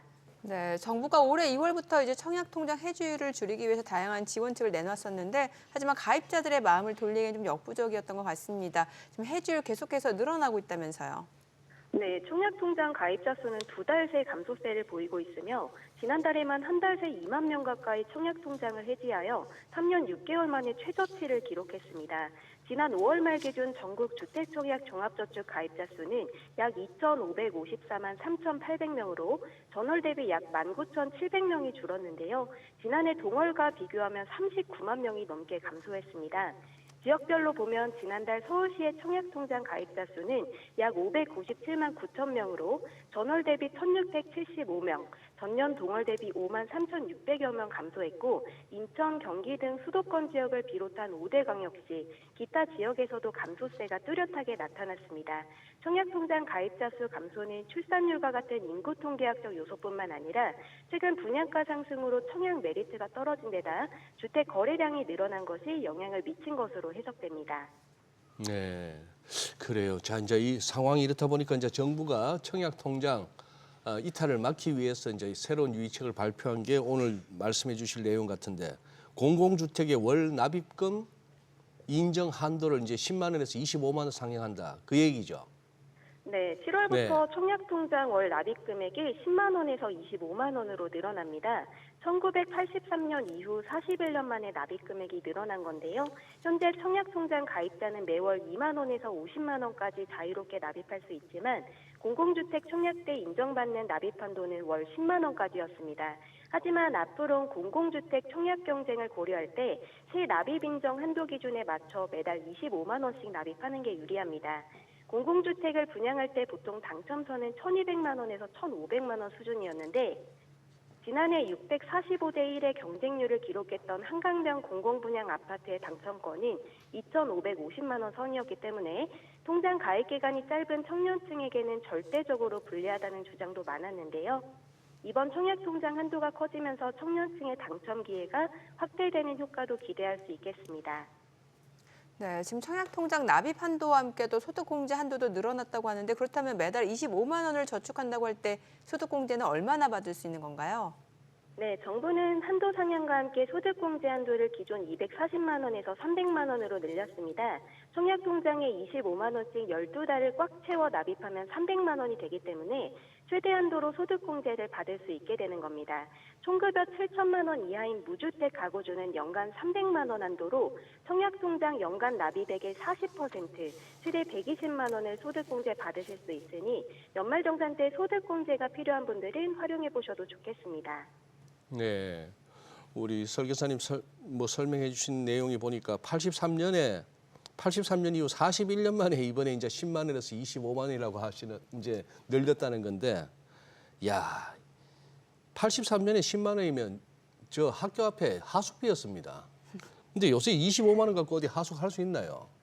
41년 만에 너무 늦게 올린 데다가 올렸다고 해도 별로 뭐 그렇게 크다는 느낌은 안 드는데 어쨌거나 정부가 이제 흩어져 있던 이 청약통장 한 곳으로 모으려나 봅니다. 2015년 9월 이후부터 가입이 중단된 청약부금이나 예금, 저축도 그러면 이번에 일원화가 될 예정이라고요? 네, 청약통장 유형은 2015년 9월 이후 신규 가입이 중단된 청약부금, 청약예금, 청약저축과 현재 가입할 수 있는 주택청약 종합저축 이렇게 4가지인데요. 청약부금과 청약예금, 청약저축은 전체 청약통장 가입자의 5.2%를 차지하는 140만 좌가 남아 있습니다. 하지만 이 청약통장들을 해지하고 주택청약 종합저축에 재가입하면 기존 납입 실적을 인정해 주어 전환이 가능합니다. 단, 통장 전환으로 청약 기회가 확대된 경우 신규 납입분부터 실적을 인정받을 수 있는데요. 공공주택 청약 당첨을 위해선 납입 횟수가 중요한데 민영주택에만 청약할 수 있는 청약예금을 20년간 부은 사람이 주택청약 종합저축으로 전환하여 공공주택 청약을 넣는다면 신규 납입분으로 1회차부터 횟수를 세기 때문에 별다른 실익은 없겠지만 소득 요건 등이 맞다면 통장 전환 때 소득공제와 이자소득 비과세를 받을 수 있다는 점은 장점으로 볼 수 있습니다. 네, 내용 잘 들었습니다. 고맙습니다. 네, 감사합니다. 요즘 재개발, 재건축 소식들 여기저기서 들려오고 있습니다. 우리 집 언제쯤 다시 지어지려나 기다리셨던 분들께 굉장히 좋은 소식일 텐데 재개발, 재건축이 시작되면 또 집을 구해서 이사 가야 하는 것도 사실 보통 일은 아니잖아요. 보통 일 아니죠. 네. 예, 그래서 이번 기회에 입주권을 팔고 새로운 집을 사려는 분들도 많습니다. 그런데 자칫하면 세금 폭탄을 맞을 수 있다고 하는데요. 이게 무슨 말인지 또 절세 방법은 무엇인지 자세히 알아보는 시간 마련했습니다. 도움 말씀 주시기 위해서 이성호 세무사 자리했습니다. 어서 오세요. 안녕하세요. 네. 자, 이 재개발 혹은 재건축하게 되면 일단 집은 다시 지을 때까지 이사 가고 다시 또 이제 입주하게 되는데 그 과정에서 이주비 받고 전세나 월세 뭐 임대로 있다가 원래 내 집 들어가는 거는 별 문제가 없는데 이거 입주권 상태에서 팔거나 아니면 잠시 머물 집을 사거나 이런 과정을 거치면 세금 문제가 발생한다고요? 네. 예, 근데 세무사님 지금 여기서 관리 처분 계획 인가일이라는 용어가 나오는데 이거부터 좀 설명을 해주시죠. 일단 재개발 재건축 네. 진행되는 순서를 보면 예, 일단 예. 정비구역이 지정이 되고 예. 조합이 설립이 되고 그다음에 관리처분 계획 인가일이라고 하는 인허가를 받게 됩니다. 사업 시행자가. 네. 이 관리처분 계획 인가가 중요한 것이 기존에 가지고 있던 주택이 입주권이라고 하는 권리로 전환되는 시점이기도 하고 그리고 같은 입주권이라고 하더라도 내가 원래부터 이 입주자 권리를 가지고 있는 원시 취득한 입주권인지 혹은 예. 중간에 매매나 승계로 취득한 승계 입주권인지를 구분하는 기준이 되기도 합니다. 그리고 입주권을 가지고 있다가 처분할 수가 있잖아요. 예. 이 처분을 할 때 양도세를 산정을 할 때 장기보유 특별공제라고 하는 공제 규정이 있는데 이 입주권 관련해서는 이 관리처분 계획 인가일부터 입주권을 실제 처분하는 날까지의 기간에 대해서는 안타깝게도 공제가 적용되지 않습니다. 따라서 이 관리처분 계획 인가일 이후부터는 입주권을 처분한다고 하더라도 보유기간이 긴다면 그만큼 공제 대상에서 제외가 되기 때문에 세부담이 더 많이 나올 수가 있다라고 정리를 하시면 좋겠습니다.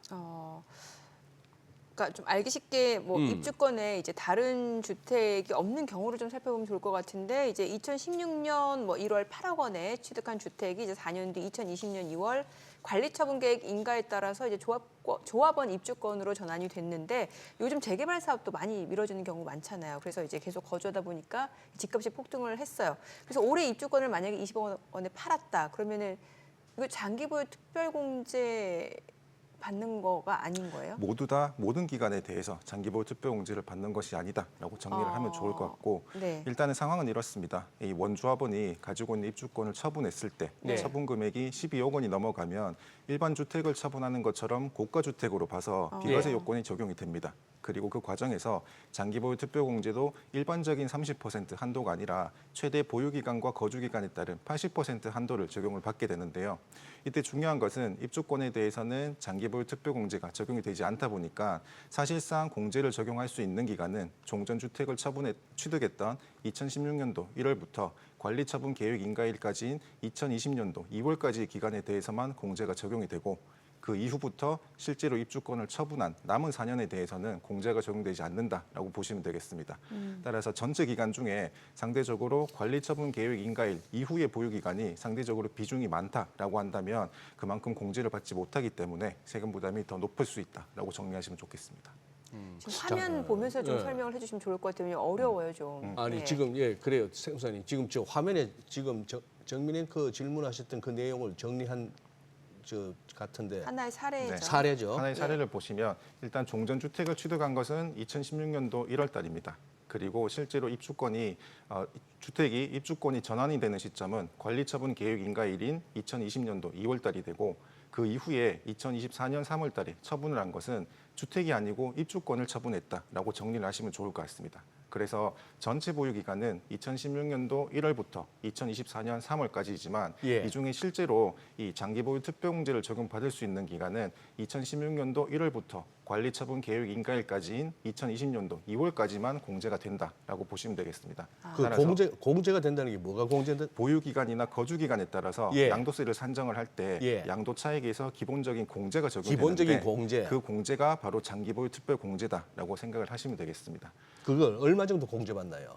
최대 해당 사례에 보면은 최대 예. 64%까지 공제를 받을 수가 있는데 예. 사실상 전 4년, 후 4년이기 때문에 예. 공제를 받지 못하는 후 4년을 제외하게 되면 실제로는 32%그 절반에까지만 공제를 받을 수가 있습니다. 그러면 지금 20억에서 8억 정도를 빼면 12억인데 네. 12억에 대해서 지금 이 케이스에서는 12억에 32% 네. 뭐 한 저기 양도소득세가 1억 300이 원래 신고하고 납부해야 된 금액인데 네. 이 사례에서는 당초 집 소유자분께서 잘못 판단을 하셔서 예. 전체 기간 동안에 대해서 보유 기간을 적용받았기 때문에 실제 납부한 금액은 그거보다 훨씬 적은 4,400만 원만 신고하고 납부를 한 상황이라고 보시면 되겠습니다. 그래서 세금 차이가 2.3배가량 더 많이 발생을 한다라고 보시면 되겠습니다. 이럴 때 가산세 같은 건 따로 붙은 건 가산세가 별도로 붙게 됩니다. 가산세까지. 신고 불성시 가산세와 납부 지연에 대한 가산세가 별도로 붙어서 아마 실제로 납부하는 금액은 본세보다 좀 더 많은 금액에 대한 세금을 이건 부담을 하시게 경정 신고가 되겠습니다. 따로 없는 거예요? 이 부분에 대해서는 수정 신고에 대해서 진행을 하게 되면 일정 기간 내에서 새롭게 수정 신고를 했을 때 세 감면하는 규정은 있습니다만 네. 세금 자체에 대해서 가산세를 아예 없애주는 그런 규정은 존재하지 않습니다. 예. 선생님 머리가 복잡하신 네, 거죠 지금 지금? 조금 저는 잘 제대로 못 따라가고 있었어요. 예. 설명하시는 네, 거를. 네, 아, 그래요. 이 재개발 진행되면서 이제 잠시 거주하는 대체 주택, 요게 이제 임대 형식이 아닌 매입할 때도 뭐 시기가 중요하다. 어떤 말씀인가요? 일반적으로 재개발 재건축이 네. 진행이 되면 기존에 가지고 있던 주택이 철거가 되니까 그렇죠. 기존에 살고 있던 사람은 당장 실거주 목적으로 살 집이 필요하죠. 예. 그렇죠. 그래서 거주 목적으로 취득하는 주택을 우리가 소위 대체주택이라고 일컫습니다. 세법에서는 이 대체주택을 일정 요건을 갖춘 뒤에 처분했을 때 비과세 혜택을 부여하고 있는데요. 이때 가장 중요한 것이 대체주택을 언제 취득했는지 이 취득 시점이 가장 중요합니다. 예. 결과적으로는 이 관리처분 계획 인가일부터 이후에 취득하는 대체주택에 대해서만 예. 비과세 혜택을 부여하고 있고 관리처분 인가일 이전에 취득을 한 주택에 대해서는 비과세 혜택을 제외하고 있기 때문에 이 시점 차이에 따라서 내가 비과세를 받을 것인가 혹은 수천만 원 또는 수억 원의 세금을 납부할 것인가 차이가 크게 발생할 수가 있습니다. 그리고 대체주택에 대해서 추가적인 비과세 요건이 더 있는데요. 우선 첫 번째는 이 대체주택을 취득을 하고 이 주택에서 1년 이상은 실거주를 해야 된다라고 하는 거주 의무가 있습니다. 그리고 두 번째는 이 대체주택을 추후에 처분을 하더라도 이 입주권이 주택으로 완성이 되기 전에 처분을 하거나 혹은 완성이 된 이후에 처분을 하게 되었을 때는 이 완공일로부터 3년 이내에 대체주택을 처분해야 비로소 비과세 적용이 가능하다라고 정리하시면 잠깐만 됩니다. 세무사님. 제가 지금 세무사님 설명을 들으면서 빨리빨리 이해가 안 되거든요. 네. 우리 시청자분들도 마찬가지실 것 같은데 좀 지금 저 화면에 나오는 이 사례를 갖다가 중심으로 해서 한번 실제로 한번 좀 천천히 한번 설명을 한번 해주시죠. 이게 일가구 2주택이 되면 네. 세금 폭탄일 수 있으니까 그걸 그러니까 피할 수 있는 예. 방법을 알려주시는 맞습니다. 거잖아요. 예. 기존에 가지고 있던 주택이 네. 말씀드린 것처럼 관리처분 계획 인가일로부터 예. 이후가 되면 권리로 바뀌지 않습니까? 예. 그렇게 되면 새로 살 집이 필요한데 그렇죠. 그 과정에서 대체 취득한 주택을 새롭게 구입을 하게 됩니다. 따라서 이 거주 목적으로 구입한 주택에 대해서는 예. 나중에 처분을 했을 때 예. 내가 투자 목적으로 구입을 한 게 아니기 때문에 예. 나중에 세금을 부담을 하는 것은 너무 과중한 부담이다라고 그렇죠. 해서 그런 생각이 들죠. 비과세 요건을 마련을 하고 있습니다. 따라서 대체주택을 취득을 하고 무조건 비과세를 해준다기보다는 네. 이 주택에 대해서 실제 거주하는 의무가 있고 예. 그리고 이 대체주택을 언제 취득했는지에 따라서 예. 비과세 혜택을 달리 부여하고 있다라고 보시면 되겠습니다. 따라서 그 과정에서 예. 이 대체주택은 반드시 취득하는 시점이 중요하고 예. 그리고 그 취득하는 시점은 이 관리처분 계획 인가일 이후에 취득하는 주택에 대해서만 비과세 혜택을 부여하겠다라고 보시면 되겠습니다. 화면에 나오네요. 비과세 특례 요건이요. 예. 그래요. 예. 이게 사실 조합원 입주권도 그렇고 이제 청약에 당첨됐을 때 그 분양권이라고 하잖아요. 이건 엄밀히 말하면은 지금 주택은 아니잖아요. 근데 이게 맞습니다. 보니까 세금 부과 기준에서는 어떤 때는 집이고 어떤 때는 집이 아니고 이걸 좀 알려주셔야 될 것 같아요. 일단은 입주권과 분양권의 차이점이라고 보시면 예. 되는데요. 크게 네. 네 가지로 정리할 수 있겠습니다. 우선 첫 번째는 이 주택에 대한 비과세를 판단하거나 네. 혹은 다주택자에 대한 중과 여부를 판단할 때 예. 이러한 입주권이나 분양권에 대한 권리가 주택 수로 포함이 되는지 여부입니다. 어허. 현행에서는 입주권과 분양권 모두 주택 수에는 포함이 되고 있습니다. 다만 차이점은 분양권의 경우에는 기존의 주택 수에 포함을 하고 있지 않다가 지난 2021년 1월 1일 이후 취득분부터 이 주택 수에 포함을 하고 있다라고 하는 것이 차이점입니다. 그리고 그러니까 그 법이 바뀐 거예요? 맞습니다. 네.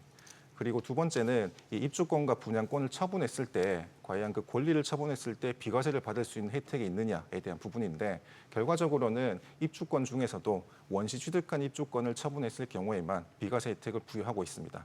그러니까 중간에 입주권을 산 사람한테는 그 비과세가 적용이 안 된다라는 거네요. 맞습니다. 예. 분양권과 승계 취득한 입주권에 대해서는 그 권리 자체를 처분했을 때는 비과세를 부여하고 있는 세제는 마련되어 있지 않다.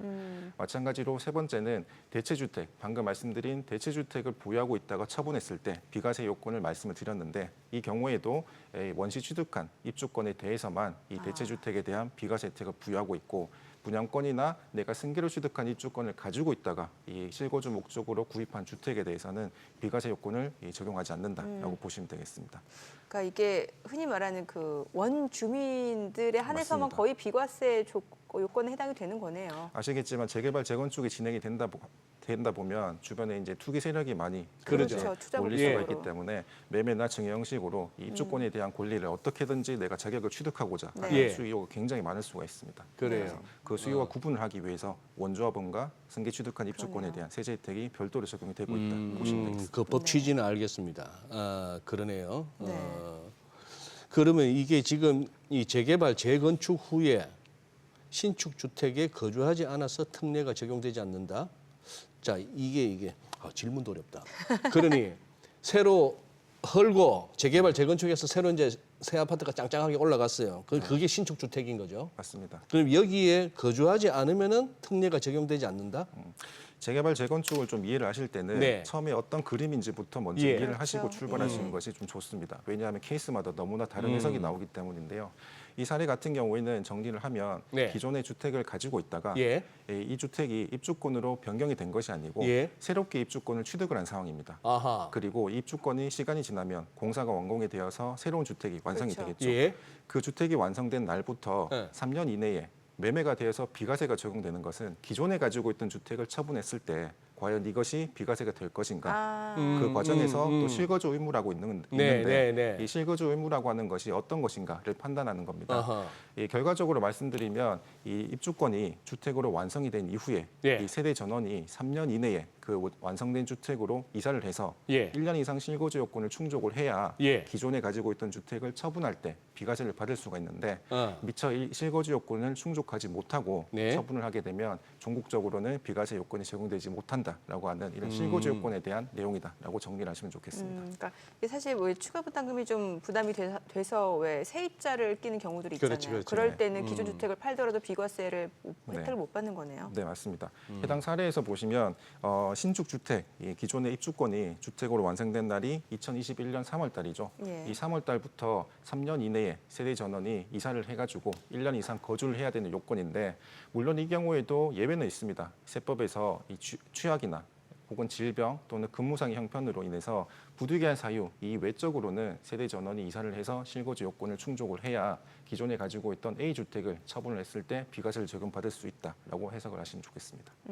실거주 요건이 좀 중요하네요. 예. 입주권하고 마찬가지로 그 일시적 1주택 1분양권 이 혜택도 있는데 이 혜택을 또 적용받지 못하는 경우도 있다면서요. 크게 두 가지로 정리를 네. 하시면 좋겠습니다. 일단 분양권을 가지고 있더라도 이 분양권이 나중에 주택으로 완성이 되지 않습니까? 네. 그 완성된 날부터 또 기존에 가지고 있던 주택을 내가 처분을 할 수도 있겠죠. 예. 그래서 이 일시적 2주택에 대한 처분 기간이 보통 이 새로운 주택을 취득한 날부터 3년 이내에 종전주택을 처분을 하게 되면 비과세를 적용해 준다라고 하는 말씀을 많이 들어보셨을 겁니다. 네네. 이때 3년이라는 기간을 판단할 때 취득 일자를 어떻게 판단하는지에 따라서 이 3년이라는 요건을 충족할 수도 있고 충족하지 못할 수도 있다는 건데요. 결론적으로는 내가 분양권을 통해서 취득하는 주택의 취득 시기는 이 분양대금을 최종적으로 납부한 잔금일이 이 주택에 대한 취득 시기다라고 보시면 됩니다. 입주권의 경우에는 좀 다릅니다. 입주권을 통해서 완성된 주택은 내가 사용 승인일, 즉 준공일이 나의 취득 시기이기 때문에 분양권을 통해서 완성된 주택과 입주권을 통해서 완성된 주택의 취득 시기가 그만큼 차이점이 있기 때문에 헷갈리지 않으셨으면 좋으실 것 같고 마찬가지로 분양권을 통해서 이렇게 3년이라는 기간을 판단할 때 이 잔금 청산일이 아니라 내가 이 소유권 등기 접수일로 잘못 판단을 하게 되면 의도적으로 3년이라는 기간 요건을 충족하지 못할 수가 있겠죠. 그렇게 되면 비과세 요건을 받지 못할 수가 있으니 이 취득 시기에 대한 여부는 반드시 좀 확인을 하시고 이 3년이라는 비과세 기간을 판단하시는 게 좋으실 것 같습니다. 그 사례를 통해서 좀 설명 주시면 좋을 것 같은데요. 지금 화면에 좀 나오고 있거든요. 맞습니다. 분양권이 이 주택으로 완성된 여부, 그 이후에 분양권을 주택을 취득한 여부인데요. 방금 말씀드린 것처럼 B주택이 분양권으로 취득을 하고 난 이후에 A주택을 처분하는 경우입니다. 네. 이 케이스는 방금 말씀드린 것과는 조금 다른 케이스인데요. 네. 사실상 그림을 보시면 출발점이 기존의 주택을 가지고 있다가 분양권을 취득한 게 아니고 원래부터 분양권을 가지고 있다가 주택을 새롭게 구입한 경우죠. 반대되는 경우라고 생각을 하시면 좋겠습니다. 이런 경우에는 이 분양권이 2021년 1월 1일 이후 취득한 분양권인 경우에는 현행 세법상 이 기존 주택을 처분할 때 또 비과세를 인정을 해주고 있지 않습니다. 네네. 따라서 이 분양권이 있는 상태에서 새로운 주택을 취득할 계획이 있다라고 한다면 이 분양권이 적어도 이 주택이 완성된 이후에 새로운 주택을 취득을 하고 그에 맞춰서 비과세 요건을 갖추는 것이 세금 부담을 좀 줄이는 길이다라고 보시면 좋겠습니다. 네. 그 앞서 소장님이 그 양도소득세와 관련해서 장기보유 특별공제 그 좀 이해가 어렵다고 하셨으니까 그러면 그거부터 알아야 될 것 같아요. 이게 양도 차익에 대해서 소득세율이 얼마나 적용이 되는지를 먼저 알고 거기에 따른 그 계산된 세금에서 얼마나 공제받는지 이렇게 좀 설명을 주시면 좋을 것 같아요. 일단 장기보유 특별공제가 적용되는 시점은 내가 납부한 세금에 대해서 공제가 적용되는 것이 아니고 예. 세율이 적용되기 전 단계에서 소위 말해서 내가 대금을 받고 기존에 내가 예전에 취득한 이 취득 자금과의 차익인 양도 차익이 있지 않습니까? 앞서 그럼 양도 차익이 보니까는 한 12억이 되는 건가요? 12억 정도 그럼 된다고 거기에 보시면 대한 거기에 대해서 일반적인 경우와 또 이 비과세가 적용되는 고가주택인 경우에 비과세 요건이 또 달라집니다. 네. 비율이 달라지기 때문에 방금 사례에서는 어차피 매매 금액이 12억 원이 초과하는 네네. 고가주택에 대한 비과세 요건이 적용이 되고 네. 그렇게 된다고 하면 보시는 것처럼 보유기간과 거주기간에 따라서 최대 이 각자 40% 합쳐서 80%의 보유기간 한도를 적용을 받게 됩니다. 따라서 이 입주권의 경우에는 이런 거주기간과 보유기간에 대해서 모든 기간에 대해서 공제가 적용되는 것이 아니다 보니까 그만큼 관리처분 계획 인가일을 전후로 판단하는 것이 중요하고 이 관리처분 계획 인가일로부터 입주권을 처분하는까지의 기간은 안타깝게도 공제기간에서 제외가 된다. 따라서 처분을 하기 위해서는 이 관리처분 계획 인가일 전에 처분을 하던가 아니면 관리처분 계획 인가일 이후에 처분을 하더라도 전체 보유기간 중에 이 공제 대상이 되는 비중을 줄여서 처분하는 것이 이 공제 금액을 상대적으로 높이 받을 수 있는 전략이다라고 보시면 좋겠습니다. 네, 알겠습니다. 오늘 내용 잘 들었습니다. 고맙습니다. 고맙습니다. 네, 오늘 코스피 그래도 2,800선 좀 지지가 되고 있는 상황이네요. 외국인들도 매수를 보여주고 있는데 그렇게 매수 규모는 또 크지 않은 상황이고요. 예, 그러네요. 아시아, 일본은 약하게 출발. 네. 중국, 홍콩도 이따가 한번 살펴보시죠. 오늘 또 네. 위클리 옵션 또 만기도 있고 하니까 오후도 한번 보시죠, 예. 네, 저희 방송 중에 전해드린 내용과 관련해서 모든 투자 판단의 책임은 투자자분들께 있다는 점 알려드립니다. 네, 세상의 모든 돈 되는 정보 재테크 노하우 머니쇼 오늘은 여기서 인사드리겠습니다. 저희는 내일 오전 8시에 찾아뵙겠습니다. 고맙습니다.